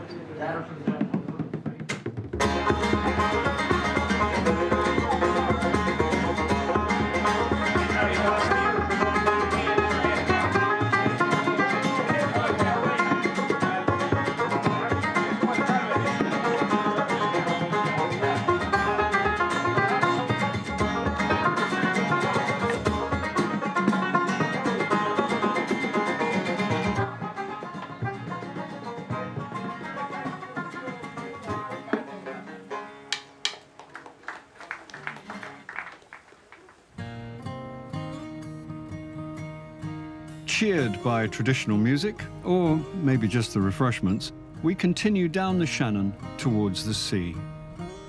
20 kilometers south of Banagher, the river now opens up into its third major lake, Loch Derg. Covering an area of 80 square kilometers, Loch Derg is the third and largest lake the Shannon flows into, an exquisite beauty spot peppered with small islands, 376 of them to be exact.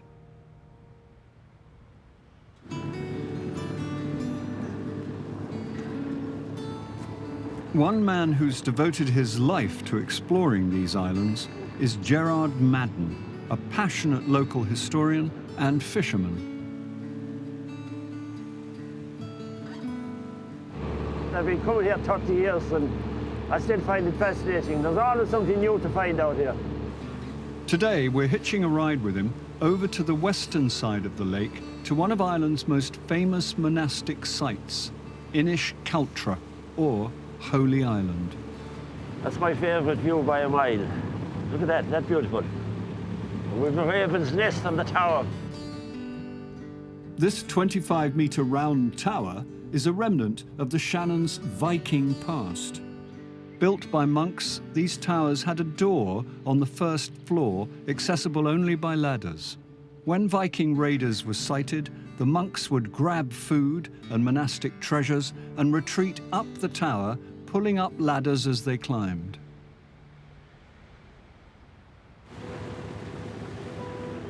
Gerard is the go-to guide to Holy Island and has an unrivaled knowledge of the ancient artifacts preserved by the monks who once lived here.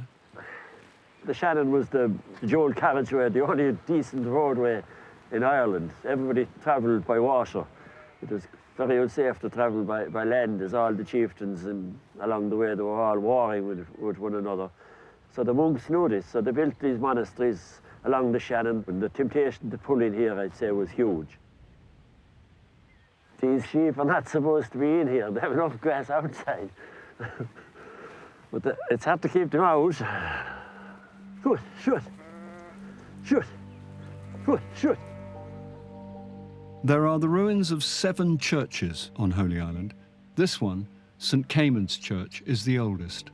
Built some 1,000 years ago, it was roofed in the 1990s to protect some of the island's most important artifacts. Here in St. Cayman's Church, we have grave markers from the 8th century to the 12th century. We have a stone here, which is a swear stone, that those markings are sword marks. 2 chieftains making peace, and they'd marked that's really their signature. Its secluded position has enabled it to survive like in such a perfect state of preservation. And there are very, very few places left in the world as pristine as this.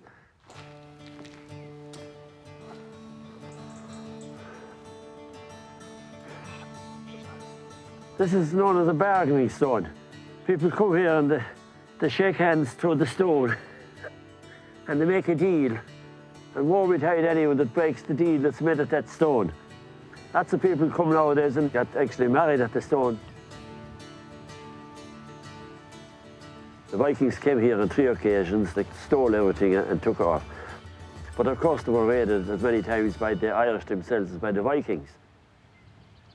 These monasteries were a centre of wealth and music, and where they had scriptoriums. They were really the only bit of places where there was a civilization in this country. Leaving this ancient place of sanctuary to its woolly guardians, we're heading across Loch Derg.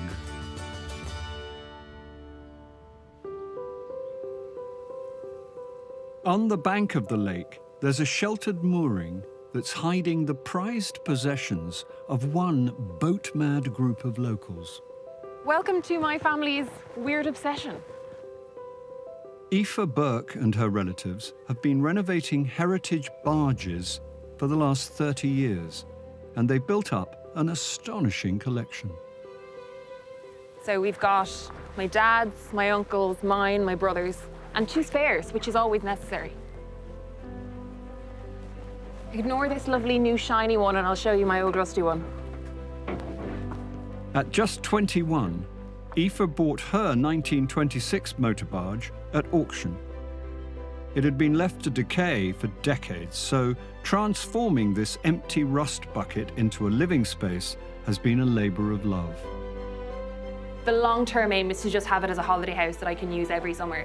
The boat will be 100 in a couple of years' time. That kind of gives me the push to get it finished. And I'd really love to have it done for then and have a big celebration.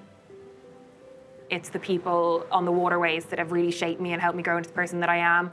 And it's the love of this that bonds me with some of my best friends, because we have that much passion for it, that it's just a part of our blood, it's part of who we are.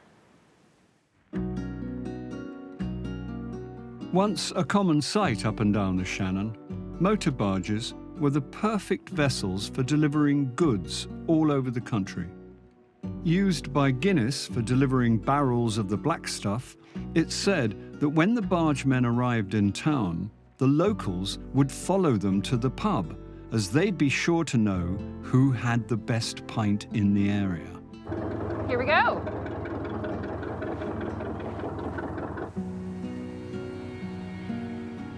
Aoife's barge isn't just a museum piece. This boat is fitted with a Scottish-designed Kelvin 75 horsepower engine. Today we're joining her and Mum Geraldine to head to the south of Loch Derg. But at 18 metres long and 4 metres wide, these are not easy boats to drive. It's lovely. Like, you miss it when you're away. You really miss being out. And like, just the open space. I don't have my ballast fully done because I haven't done the front of my boat, so my boat does tend to rock quite a lot. I'll just let him off there for a minute. We have a life ring, we're grand. Even in the, like, absolute, you could say, misery out here, it's kind of exhilarating. At the centre of the lake, the wind picks up. The ever-changing weather here can often test Aoife's boating skills. Whoa! No, hold on, hold on, hold on, hold on.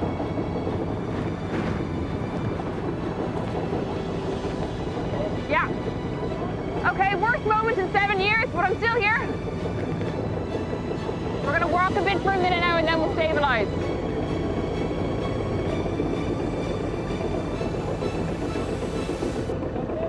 Yeah, we're out of the worst of it there. My flag is the most important piece of equipment on my boat, bar my engine.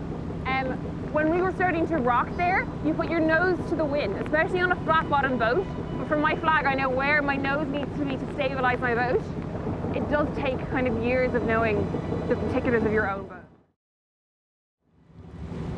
Leaving the Burkes to their beloved barges, we're continuing our journey down the Shannon towards the sea.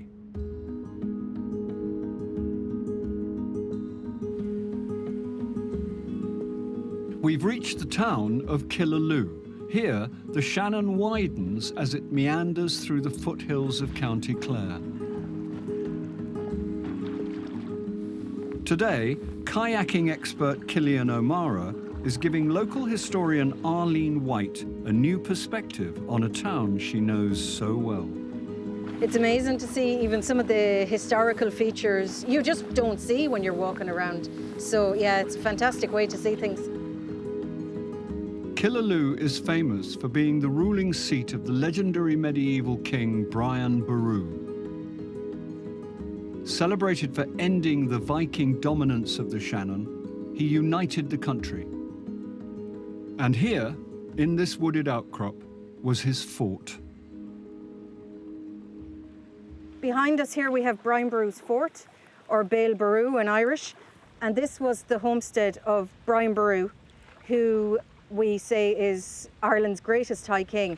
He was born here in the hills behind the fort, and when he became High King in 1002, he actually broke with tradition and decided to rule the country from his homestead in Killaloe. So Killaloe was the capital of Ireland from 1002 to 1014. From here, he could basically rule the river. The threat of Viking attack was always present, really. Limerick was a huge Viking city. So from here, as you can imagine, any sign of Viking boats or attacks coming up through the river, he could plan ahead and stop it from happening. From 1002 until his death by Viking sword at the Battle of Clontarf in 1014, Brian Boru reigned from Killaloe. Although it was Ireland's capital for just a short time, his base here on the Shannon enabled Boru to become one of the most successful and unifying monarchs in medieval Ireland.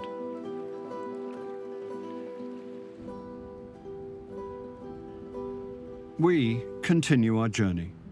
18 kilometers downriver from Killaloe is an extraordinary feat of engineering which would change the Shannon and Ireland forever. The Ardna Crusher Power Station. 100 years ago, the newly independent Irish state had a rural economy and only 1% of its population had access to electricity. In order to modernize the country, the government decided to build a record-breaking hydroelectric power station here at Ardna Crusher. Professor Joachim Fischer is a specialist in its extraordinary history. Just behind us we see Ardna Crusher Power Station, and this is really the core piece of the Shannon scheme. The Shannon scheme was built between 1925 and 1929, and it was a hugely important project at the time. It was the beginning of the electrification of Ireland. The Shannon is diverted and brings the water down to the power station here and drops about 30 meters there and drives 4 turbines which generate the electricity. At the height of the Shannon scheme, about 5,000 people were working on this project. It cost about 20% of the budget of the state in 1925. So it was a huge economic project, an economic gamble. Despite delays and rising costs, this project was a great success. By 1929, the new power station was capable of providing electricity to all of Ireland. But at first, people were nervous of this newfangled wizardry, so the government had a new challenge: to persuade people to use the energy they were generating. It was very difficult for people to imagine that electricity was actually needed in the country.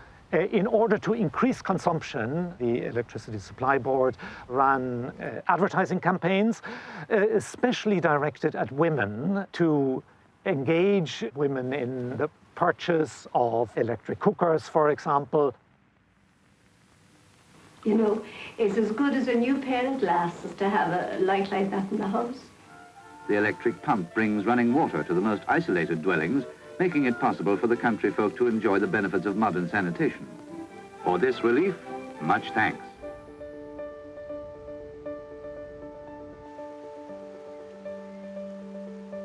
Today, we're hopping aboard the boat of the man tasked with looking after the river around Ardna Crusher, Pat Lysat. The river, to me, is my life. You know what I mean? Great to pass away the time on. Great for the mind. Let your troubles flow away with the water. I wouldn't live anyplace else.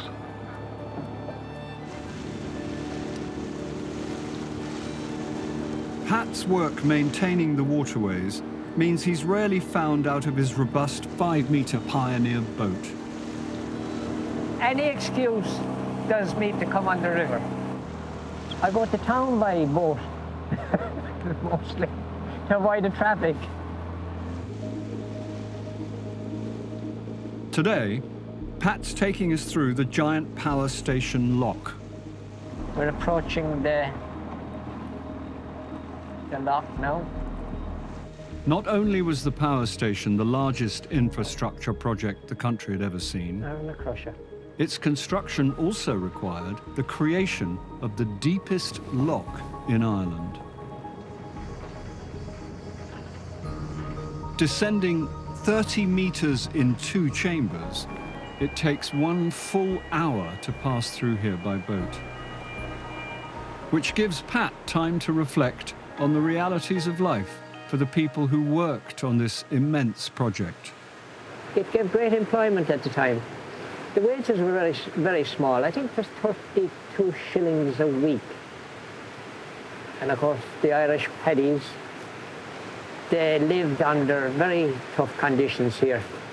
They lived in cowsheds, pigsties, you know, anything to live near the site.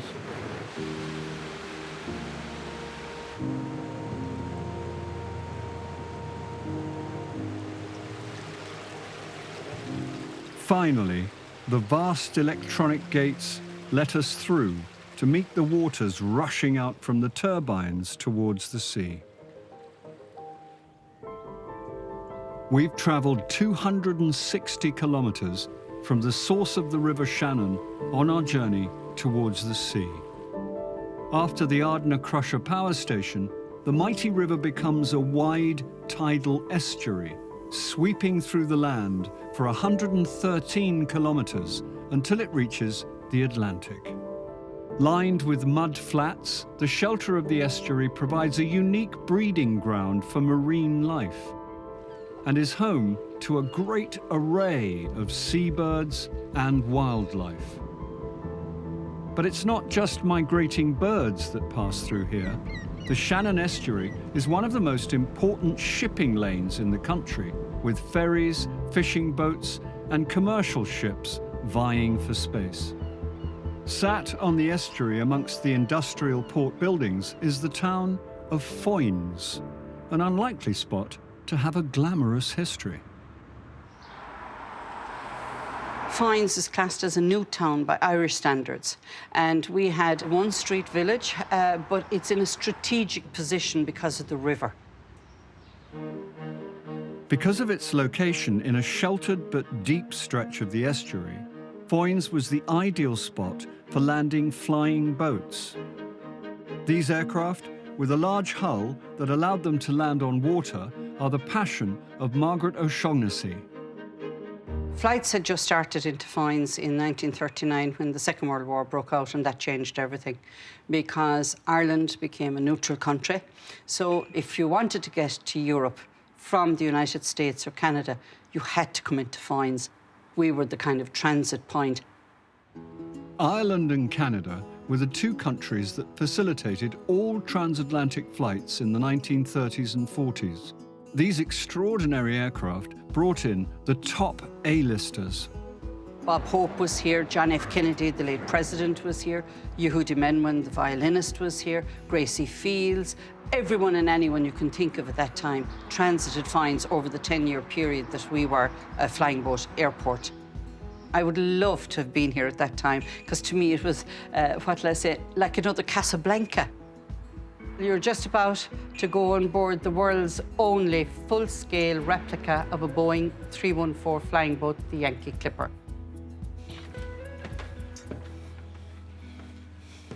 As you can see, cockpit is huge. It was the biggest cockpit of any aircraft at that time. But they needed it because you had the navigators here, you had the radio officer, and you had the engineer. If there was an issue with an engine during the flight, they'd open this hatch, this would open, and they could climb out to the engine inside in the wing to check out what was wrong. And behind us here is the cockpit, where you had your two pilots, pilot, co-pilot. A ticket to fly from New York to Foynes in the late 30s, early 40s was $337 one way, $675 return. That was a huge amount of money in those days. But you could, had you the necessary finance, book the honeymoon suite, which was a special ticket, and you got this beautiful honeymoon suite at the back with its own private bathroom. All the food prepared on board, and it was food that you could possibly get in a five-star hotel. This was your daytime layout for traveling. You see, the journeys, they could take anything from 12 to 17 hours. It all depended on the weather conditions, how long the flight would take. So you actually went to bed and you left your shoes out for the staff to polish them, shine them, lay them back for the morning view. It was the height of luxury. Shoes freshly polished, we're heading west from Foynes. The final part of our journey takes us past the fishing boats heading out of harbour to the exact spot where the Shannon flows into the sea. The stunning Loophead Peninsula marks the point where the Shannon finally meets the ocean. Here, atop dark cliffs that give way to the wild Atlantic, is an extraordinary landscape of rocky outcrops. Martin Hock grew up here on the peninsula and knows all there is to know about this distinctive landscape of exposed rock caused by the pressures of converging continental plates some 300 million years ago. Why I like coming here? It's so remote, and it's as remote a spot as you're going to get in Ireland. We're at the tip of Loop Head, and on your left-hand side here you have the Wild Atlantic. They don't call it the Wild Atlantic for nothing. And on the right-hand side you have the mouth of the Shannon. So you come down the Shannon, a lot calmer, breaching into the Atlantic Ocean. So you have the Atlantic Ocean meets the Shannon River. The Loop Head lighthouse that guides ships into the sheltered waters of the Shannon is just one of the features that links this spot with the rest of the world. But the next touch is Boston. The last pub to New York or Boston was Keaton's Pub down here in the village. The ERA sign, which was put in during the Second World War, it was like a grid reference up and down the coast, and this area was ERA 45. So anybody that was flying over knew exactly where they were. The last view of home for many Irish people and a welcome sight for others, this epic headland is a fitting end to our journey.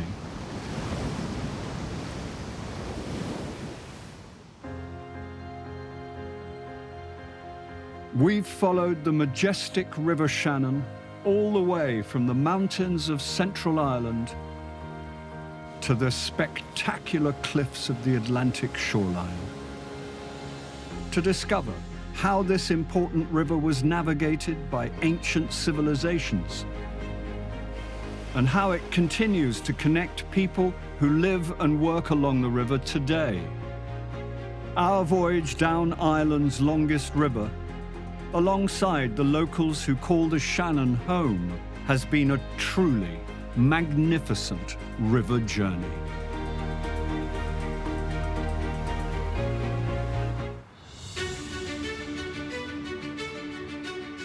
Escape with us on an epic journey along one of North America's legendary rivers, world famous for its majestic Niagara Falls. Million bathtubs full of water are rushing past here every single minute. As we venture up close, we find a waterway churning with discoveries. Ancient and spiritual landscapes. Every time I paddle, I feel that energy from the spirits from my ancestors. Places of unspoiled beauty and adventure. We'll ride some of the most extreme rapids in the world. She's looking big today. And dangle precariously over a hypnotic whirlpool. It's breathtaking. You're not going to get this kind of view anywhere else. Alongside the people most connected to these waters. There's just a lot of power and magic in the Niagara River. This is one of the most scenic river journeys in the world, the Niagara River.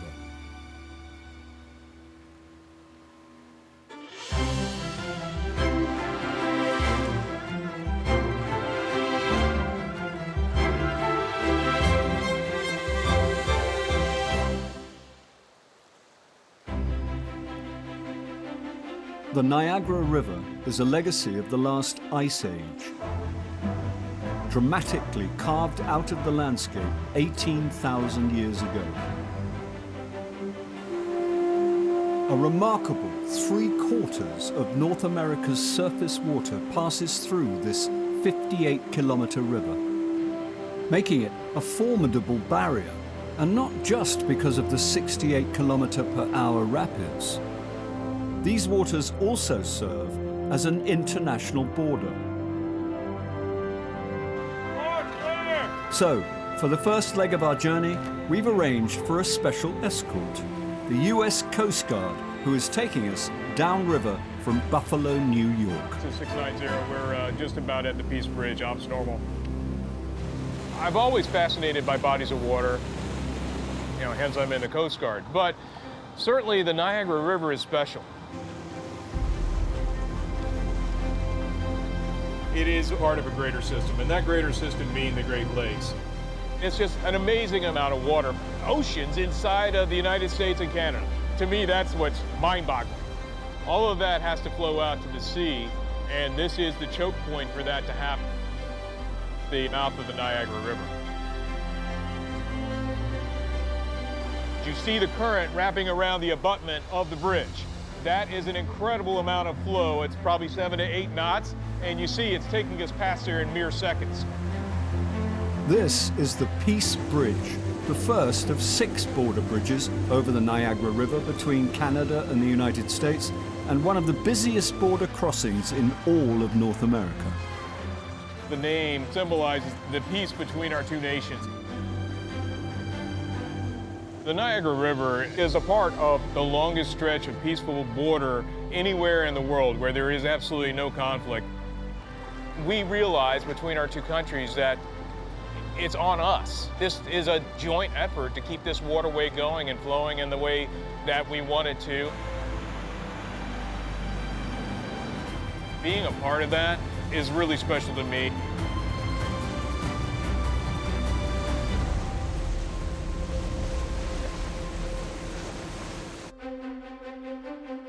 Connecting Lake Erie to Lake Ontario, the Niagara River is a short but vital cog in the Great Lakes waterway, and our journey will be packed with attractions. From the Peace Bridge, we travel north through the Chippewa Channel, past the International Control Dam and a shipwrecked scow, and on to Niagara Falls. Then, traveling through an 11-kilometer gorge, we pass a whirlpool and a glen, tackle the Devil's Hole Rapids, and finish our journey with a visit to New York's stellar Niagara and Canada's wine country. 6.5 kilometers downstream from the Peace Bridge, the waters have slowed. Avoiding an international incident, we hop over to the Canadian side to catch a stunning sunrise.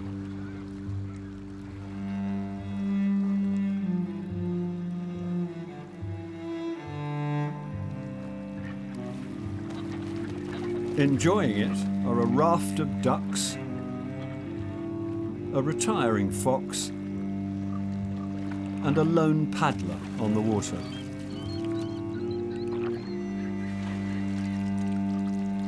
This is the shoreline of the Chippewa Channel, named for some of the First Nations who populated these riverbanks.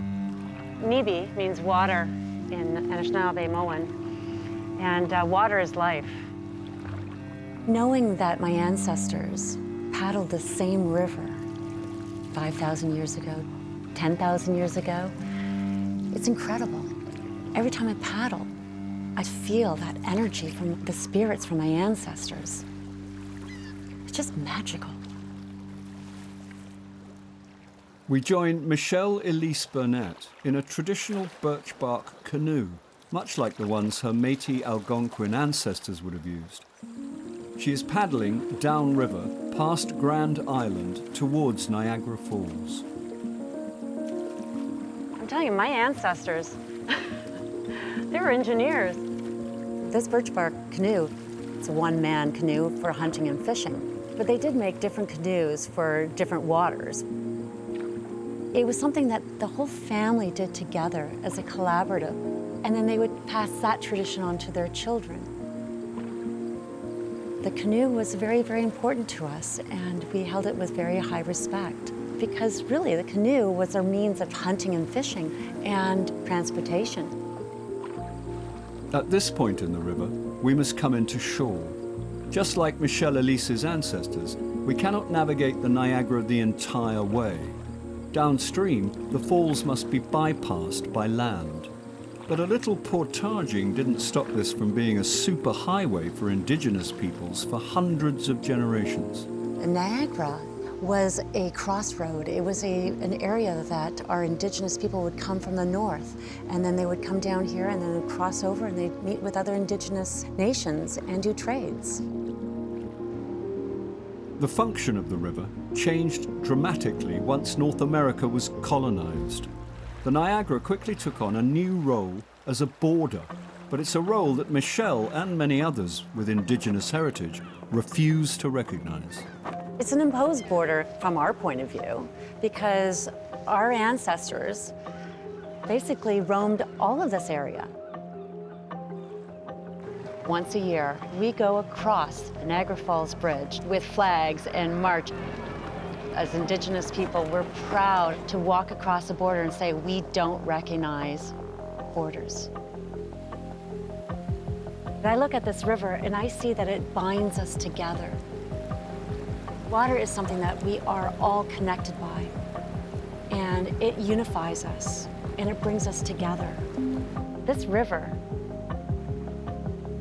is our lifeline. It really is.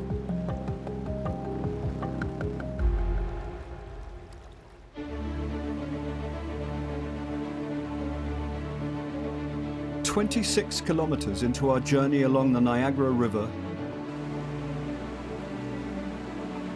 the water restlessly rushes us towards its famous midpoint, Niagara Falls. A breathtaking sight, Niagara Falls is a wonder of the natural world.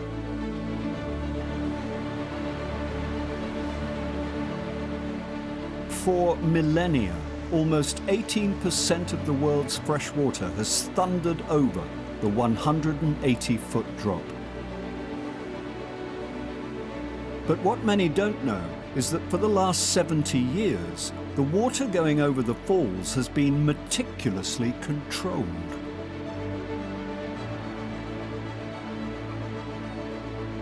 This structure, just 1.5 kilometers upstream, determines whether the water gushes or trickles over the falls.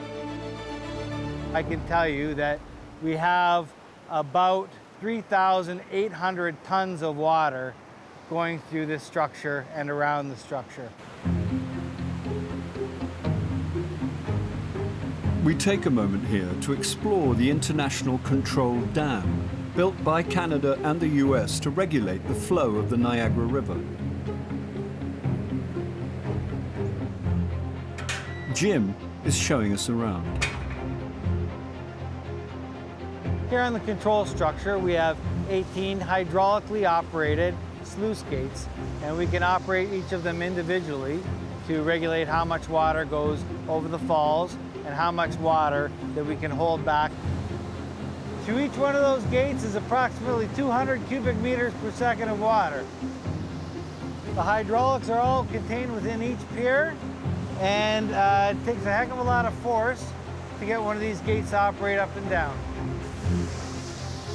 The sheer power of a portion of the water here is harnessed and diverted to 2 large hydroelectric plants further downriver.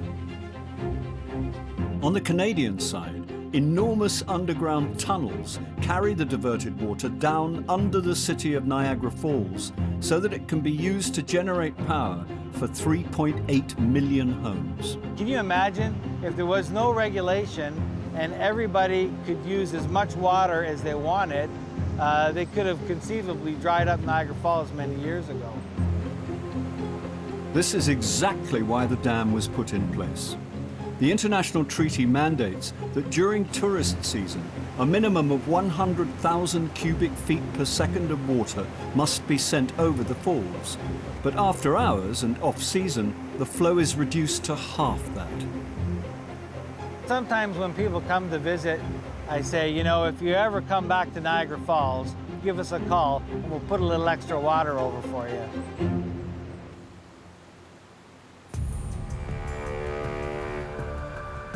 It is just under 2 kilometers from the control dam to the falls, which the raging torrents travel in just 2 minutes. So we certainly aren't boarding any vessels on this part of the water. But just above the thunderous falls is a surprising sight, the rusting hulk of a wreck. It's the relic of a century-old rescue story where the stakes were high, 188 feet high to be precise. In the river behind me is what's left of the scow, which was a boat. It was towed by a tug, and it was working on a project on the American side for a hydro canal. And there was 2 men on board. And on August the 6th, 1918, it broke away from its tug and started heading for the Great Horseshoe Falls. As the scow was swept downstream towards the falls, the 2 unfortunate souls on board managed to open the doors and flood its compartments, slowing its progress. If you want to know how much water is going over the falls, the best way to picture it is picture a bathtub full of water and multiply it by 1 million. So 1 million bathtubs full of water are rushing past here every single minute. And the fact the scow grounded about 600 meters from the brink, these guys didn't have a lot of time to react, and it would have been just a few more seconds and they would have gone over. The scow got caught on a rock shoal in the middle of the Canadian Channel near the edge of the falls. The men were marooned there, knowing that any second the torrential water could knock them loose and plummet them over the falls. Back then, nobody had a helicopter, so they had to rescue these guys. And the United States Coast Guard brought over a cannon, which doesn't sound very friendly, but it was a rescue cannon. They put it on top of a big hydroelectric plant here and fired a line out to the guys on the scow. But the lines became tangled, and it was another 12 hours until a local hero managed to travel along the line in a canvas sling and rescue the men.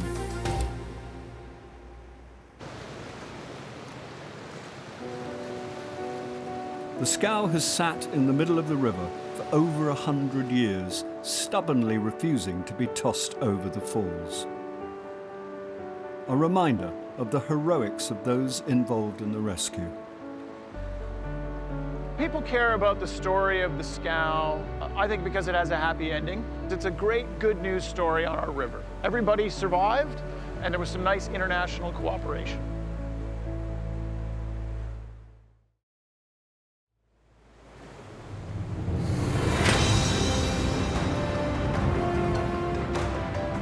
We have arrived at the Niagara River's pièce de résistance, Niagara Falls.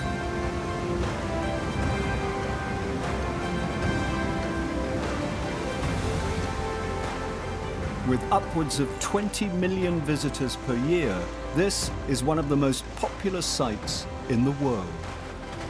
People flock here to take in its immense power and stunning beauty.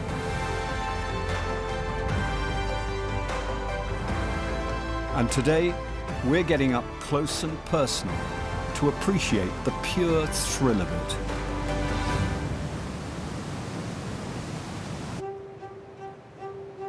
Below the falls in Canada, we board the Hornblower cruise ship. During peak season, more than 25,000 people a day take this journey to the bottom of the falls.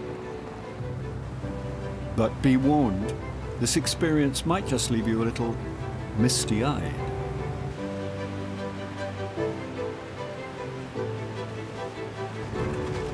Guests that come to Niagara Falls, they're going to experience one of the most iconic boat rides in the world.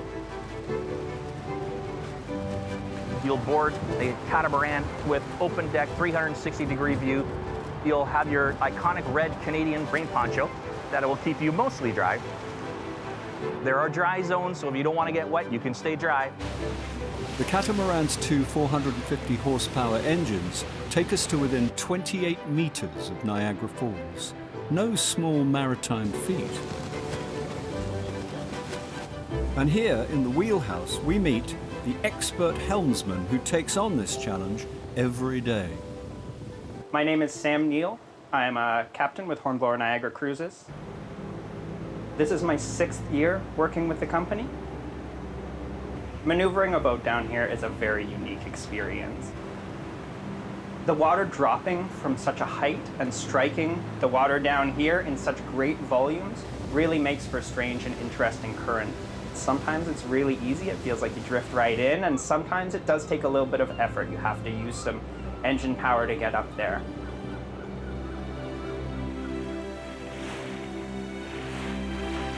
As we reach the climax of the tour, the Canadian Horseshoe Falls, those red ponchos are put to good use. It's something that really gets the hair on your arm standing up once you get into the horseshoe and pause there.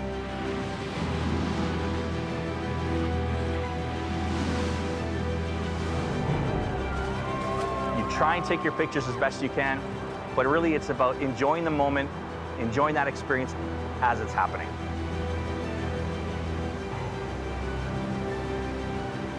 The world is constantly changing, and sometimes it takes a place like this for people to come and realize that this has been here for thousands of years, unchanging. It's hard to imagine a more exhilarating way to experience Niagara Falls than by cruising underneath it. But over the years, there have been a colourful collection of characters who took the thrill of the falls to new heights. To the locals, they are known as the Daredevils.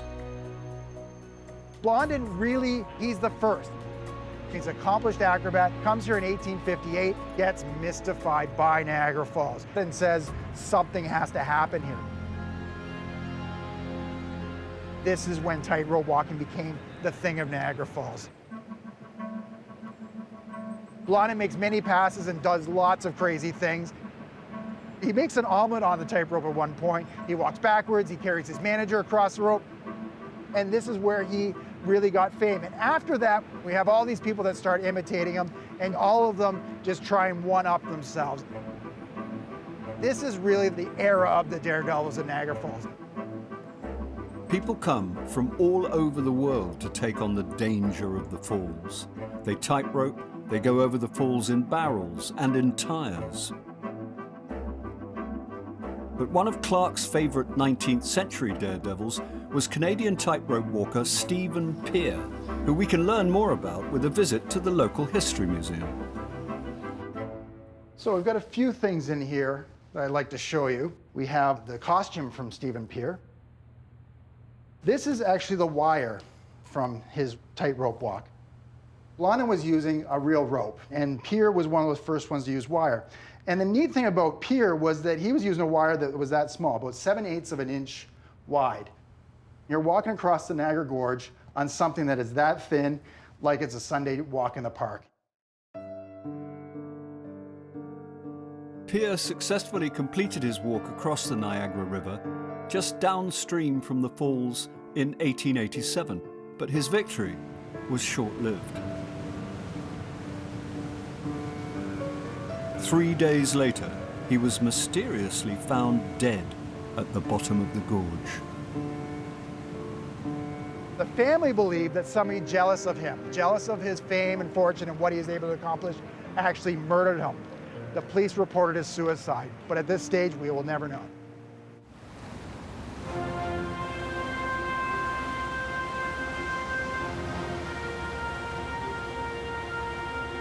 We are just over halfway along our journey on the Niagara River. And as we leave the timeless site of Niagara Falls, we see that time has taken its toll on the landscape around it. 12,500 years ago, the falls was more than 10.5 kilometers downstream. Slowly receding upstream, eroding the limestone riverbed, it has left a spectacular scar on the landscape, the Great Gorge. We reach an unnavigable part of the river, funneling frantically through the top of the gorge as Class 6 whitewater.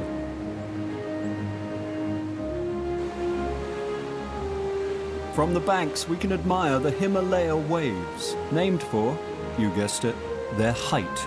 These are some of the largest rapids on Earth.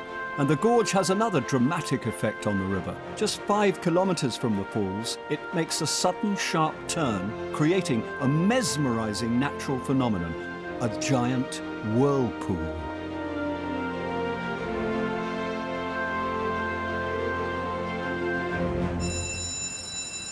Here, in lieu of getting on the water, we'll float above it, hitching a ride on the antique aero car. Good afternoon, everyone. My name is Lori. We've been running since 1916, so way over 100 years. It was built and designed by a Spanish engineer by the name of Leonardo Torres Quevedo. The aero car itself was built in Spain, and then they brought it over and they assembled it on our 500-meter cables. Powered by a 50-horsepower electric motor and suspended 250 feet above the river on 6 sturdy cables, the aero car crosses the gorge directly over the whirlpool. You can hear the power of the water here. 170 million liters of water comes through this per hour. Right now, the whirlpool is going in a counterclockwise direction. That's its natural direction. But between 12 and 8 a.m., it'll actually change direction to a clockwise direction because more water is diverted to our power plants. We crossed the international border 4 times during our 8.5-minute trip on the aero car. But no need to pack a passport. Our trip begins and ends on the Canadian side of the border. Believe it or not, I've worked here for 31 years. Never get sick of it, never. Oh, you're welcome. Let me get the gate for you. It's the beauty of it. Fall is my favorite time here with the colored trees. It's breathtaking. You're not going to get this kind of view anywhere else.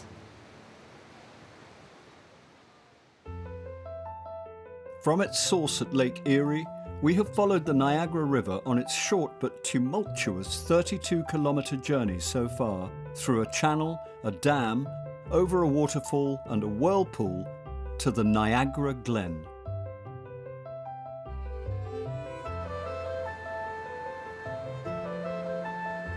Here, the current almost seems to pause to appreciate the view as we pass through a very special landscape. We leave the water for a moment to explore this pocket of pristine Carolinian forest. The tree species here is stuff we'll find in the Carolinas of the United States. The topography, the river have created this microclimate that creates temperatures that sustain these trees.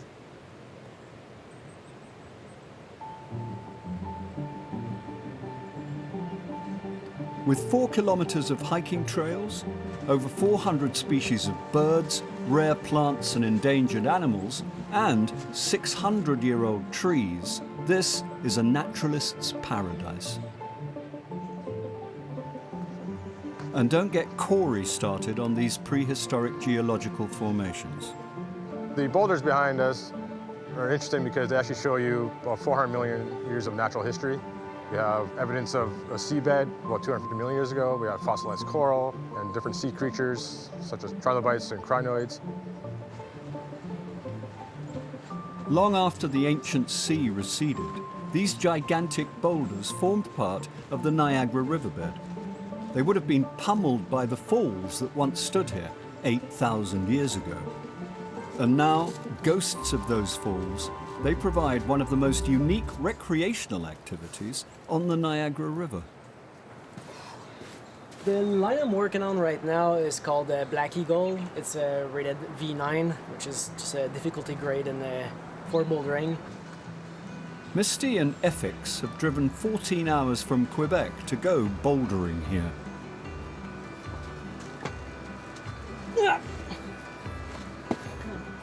There's a technical section where I need to invert and try to get my feet above my head to escape the roof of the cave and be able to finish the boulder. So that's where I'm stuck at right now. Do you want to try that again, or do you want to try it from the bottom? I'll try from the bottom. Climbing and just having the sound of the water behind you, and when you look back and you see that blue water rushing, it's beautiful. The setting definitely changes how nice a climbing area is. Just downhill from the climbers, the Glen has attracted some other hobbyists.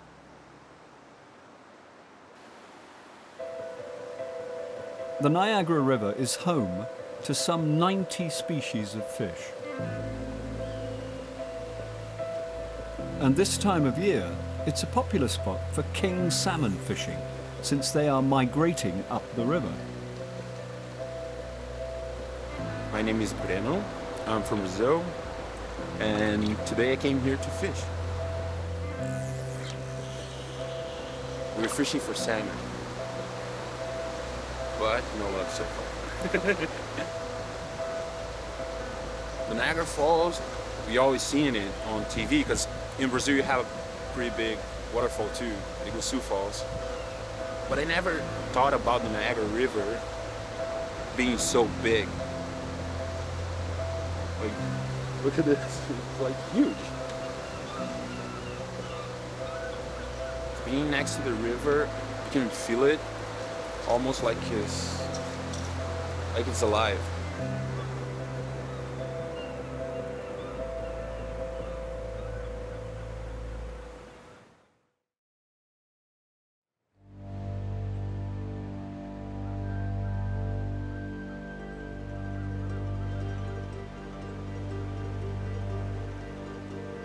Just downstream from the Niagara Glen, we are back on the water.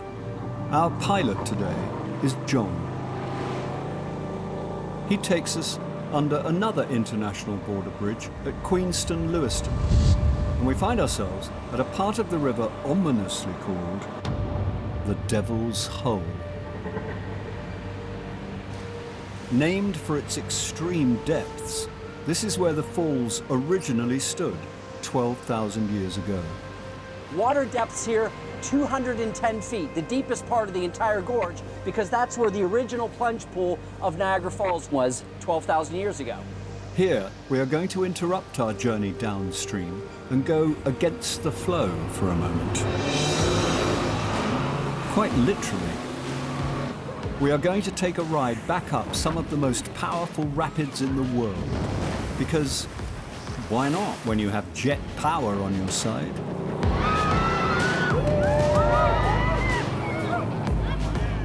This is just a big vacuum cleaner of water. That's what a jet boat is. It sucks water up into it, the engine pressurizes it and shoots it out the back, and that gives you both your propulsion and your steering.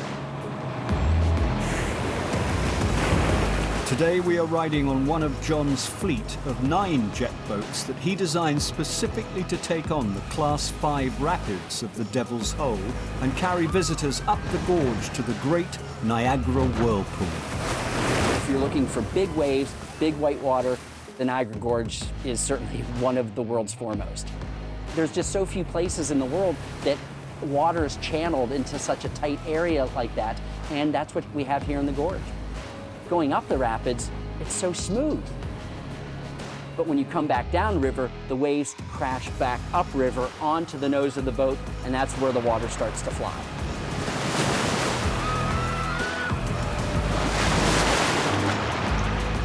And everybody on the trip gets very, very wet. It's certainly refreshing to get back on the water. Thumbs up, how we feeling? Perfect. Irina and Ruslan are from Russia. It's their first time on the Niagara River. It was wonderful and it was exhilarating, I would say. Immensely enjoyed it. Yes. Terrific. You didn't like being soaked? No, I did. Of course I did. It's fun. It was very fun. The restless waters of the Niagara River push on. And just as we reach the end of the gorge, we see, perched on the cliff at a place called Queenston Heights, a grand monument that looks strangely out of place in this New World wilderness. Carved from local limestone, it stands a full 16 feet taller than Nelson's Column in London. The figure on top is also a hero of the British Empire. His name is Major General Sir Isaac Brock, and he is the man credited with helping stop an American invasion that would have seen Canada erased from the map completely. The river is a pretty good defensive boundary. Like any good moat, kind of keeps the other side outside of your castle. The falls and the gorge, in many ways, also limit where you can cross the river. So as long as you can control some of those crossing points, you get to control this chunk of North America and this chunk of Canada. Today, the Niagara is part of the longest undefended border in the world. But that wasn't the case in 1812, when American forces invaded British Canada. There was a force defending these heights, and in command was General Brock. General Brock is a British soldier. He'd been in Canada for about 10 years. He has a very small army, which is a mix of his British redcoats, local Canadian guys, and native allies, who make a very small but very motivated force. In the Canadian militia, there's even a group of black soldiers who actually petition General Brock to raise their own fighting unit.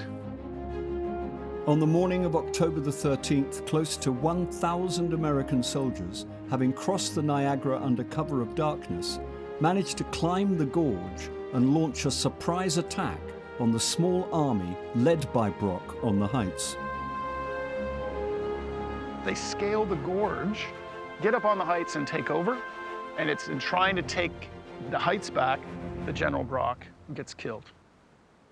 For a while, the only defenders of Canada are about 100 native warriors. A little way away from General Brock's column is another monument, less imperially grand in nature, but just as significant, commemorating those native warriors who held off the American invaders for hours that day. This is the Landscape of Nations. This is a relatively new memorial that was put up to honor the Six Nations, or the Haudenosaunee, and their Anishinaabe allies, who not only fought throughout the War of 1812, but of course their ancestors had been here for thousands of years, where we're standing today. These two gentlemen represent two of the leaders who fought here.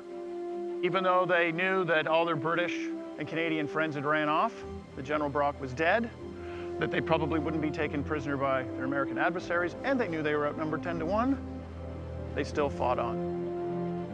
The tide of the battle turns when the British and Canadians reform up on the heights and capture almost all the American troops.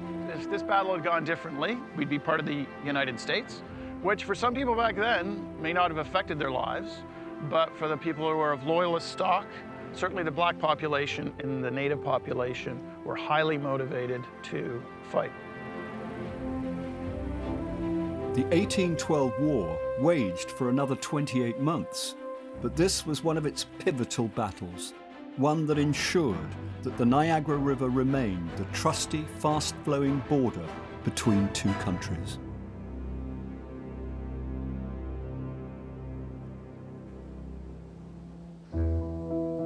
We are entering the last 8 kilometers of our journey along the Niagara River. The calmer waters on the leisurely approach to Lake Ontario are a welcome change. We start seeing charter and pleasure boats for cruising and fishing. And the river and its banks here are a destination for sport, play, and enjoying nature. I'm a bird watcher. And the Niagara River is one of the most interesting places to come watch birds. You get flocks of thousands and thousands of gulls and ducks in the winter, migratory warblers in the spring and fall, herons, bald eagles. Even in the winter, this quarter-mile of American shoreline, known as the Stellar Niagara Nature Preserve, is a destination for congregations of waterfowl and gulls. The Niagara River stays open year-round. It doesn't freeze. So you have open, fresh water where you can't find that for hundreds or thousands of miles around this area. The Niagara River doesn't freeze because it's so fast-flowing and its climate uniquely mild. But Lake Erie at the top of it does freeze, and before booms were installed, it meant that on rare occasions, ice flows from Lake Erie would travel down the river, sometimes with devastating results.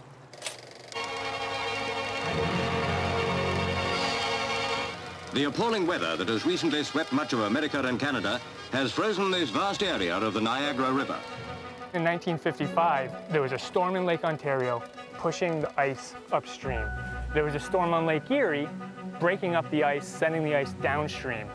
ice dam formed, water level kept rising, all the ice started jamming up, docks, homes started getting destroyed along the river. On the banks of the nature preserve sits a small historic chapel built by the Sisters of St. Francis. It's known as the Miracle Chapel because in 1955 it was right in the flow of the ice jam. Sister Moira Forecourt witnessed the events and remembers them well. There was a rumble, and then the ice just jumped up in the air. The ice was 40 feet thick in places. There was talk of dynamiting it to break it up, but that was deemed useless. So people watched helplessly as it caused the river to rise by up to 15 feet, flooding freezing water and huge chunks of ice over its banks. The water came over what would have been the shoreline, and normally that would have been like 10 to 12 feet down. And the ice had built around the chapel. Everybody was praying for the chapel to survive and asking Our Lady's protection for the chapel and for all of us. The jam lasted a week and caused quite a stir across western New York and the globe. There was a steady stream of cars along here. I read one newspaper article that said the highest volume of traffic that they've ever had on the river road. You know, that was pretty exciting. I mean, we were just excited to know that we were really witnessing history and that we were there. And they may have been witnessing something else too, because once the water receded, the nuns discovered that their beloved chapel was somehow still standing. We do believe it was a miracle that it survived.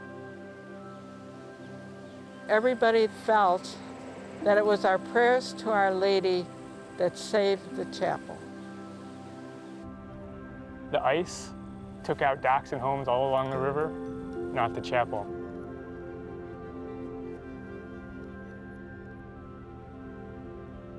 You know, I can't really explain it myself, but you know, I know there's just a lot of power and magic in the Niagara River here.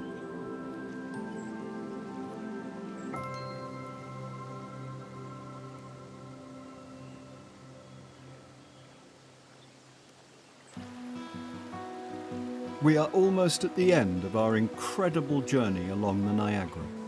As the river flows into Lake Ontario, we arrive at its most affluent, lush region. Here, the river and the lake work together to physically influence the climate. They create mild temperatures, extending the season and making this an attractive destination for tourists, whether exploring by boat or on land. And at the center of it, nestled between the lake and the river, is one of the most picturesque towns in Canada, best visited by horse-drawn carriage. Once the capital of British Upper Canada, Niagara-on-the-Lake is famous for its historic buildings, quaint bed and breakfasts, and theatre festival. Coming up on the right is the first provincial courthouse in Upper Canada. This is used for live theatre by the Shaw Festival. It's known as the Courthouse Theatre also. Visitors flock here to enjoy carriage rides, fine dining, to soak up the culture, and to sample a refined local speciality, ice wine. No one knows ice wine better than this man. Klaus is a 13th generation winemaker whose family emigrated from Germany to establish a vineyard here on the banks of the Niagara.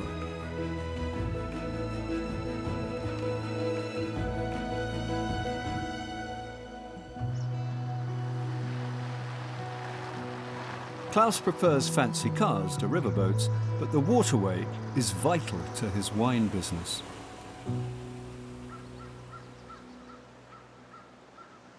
Niagara River for me means life.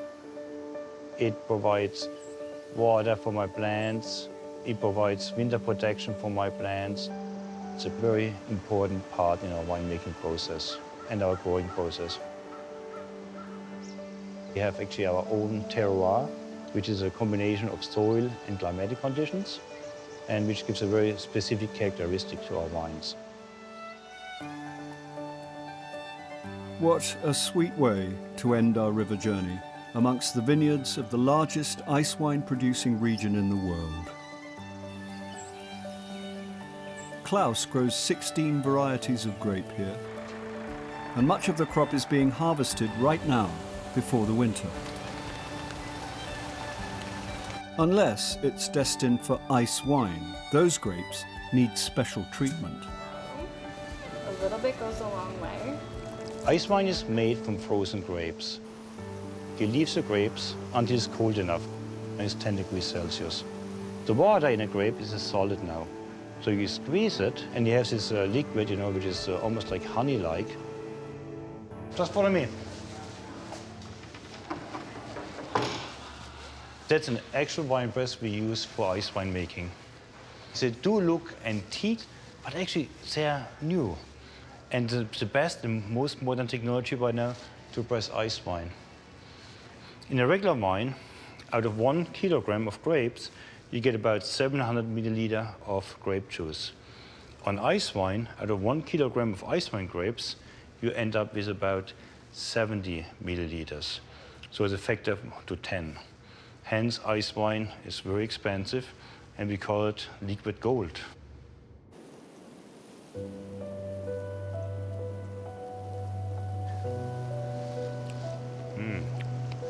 Tasty. People ask me, so how do you like your work? How do you like your job? Then you realized, I never worked a day in my life. It's a lifestyle, it's a passion what you do. Living here on Niagara River is just so stunning. I could live anywhere in the world, but I choose to live here.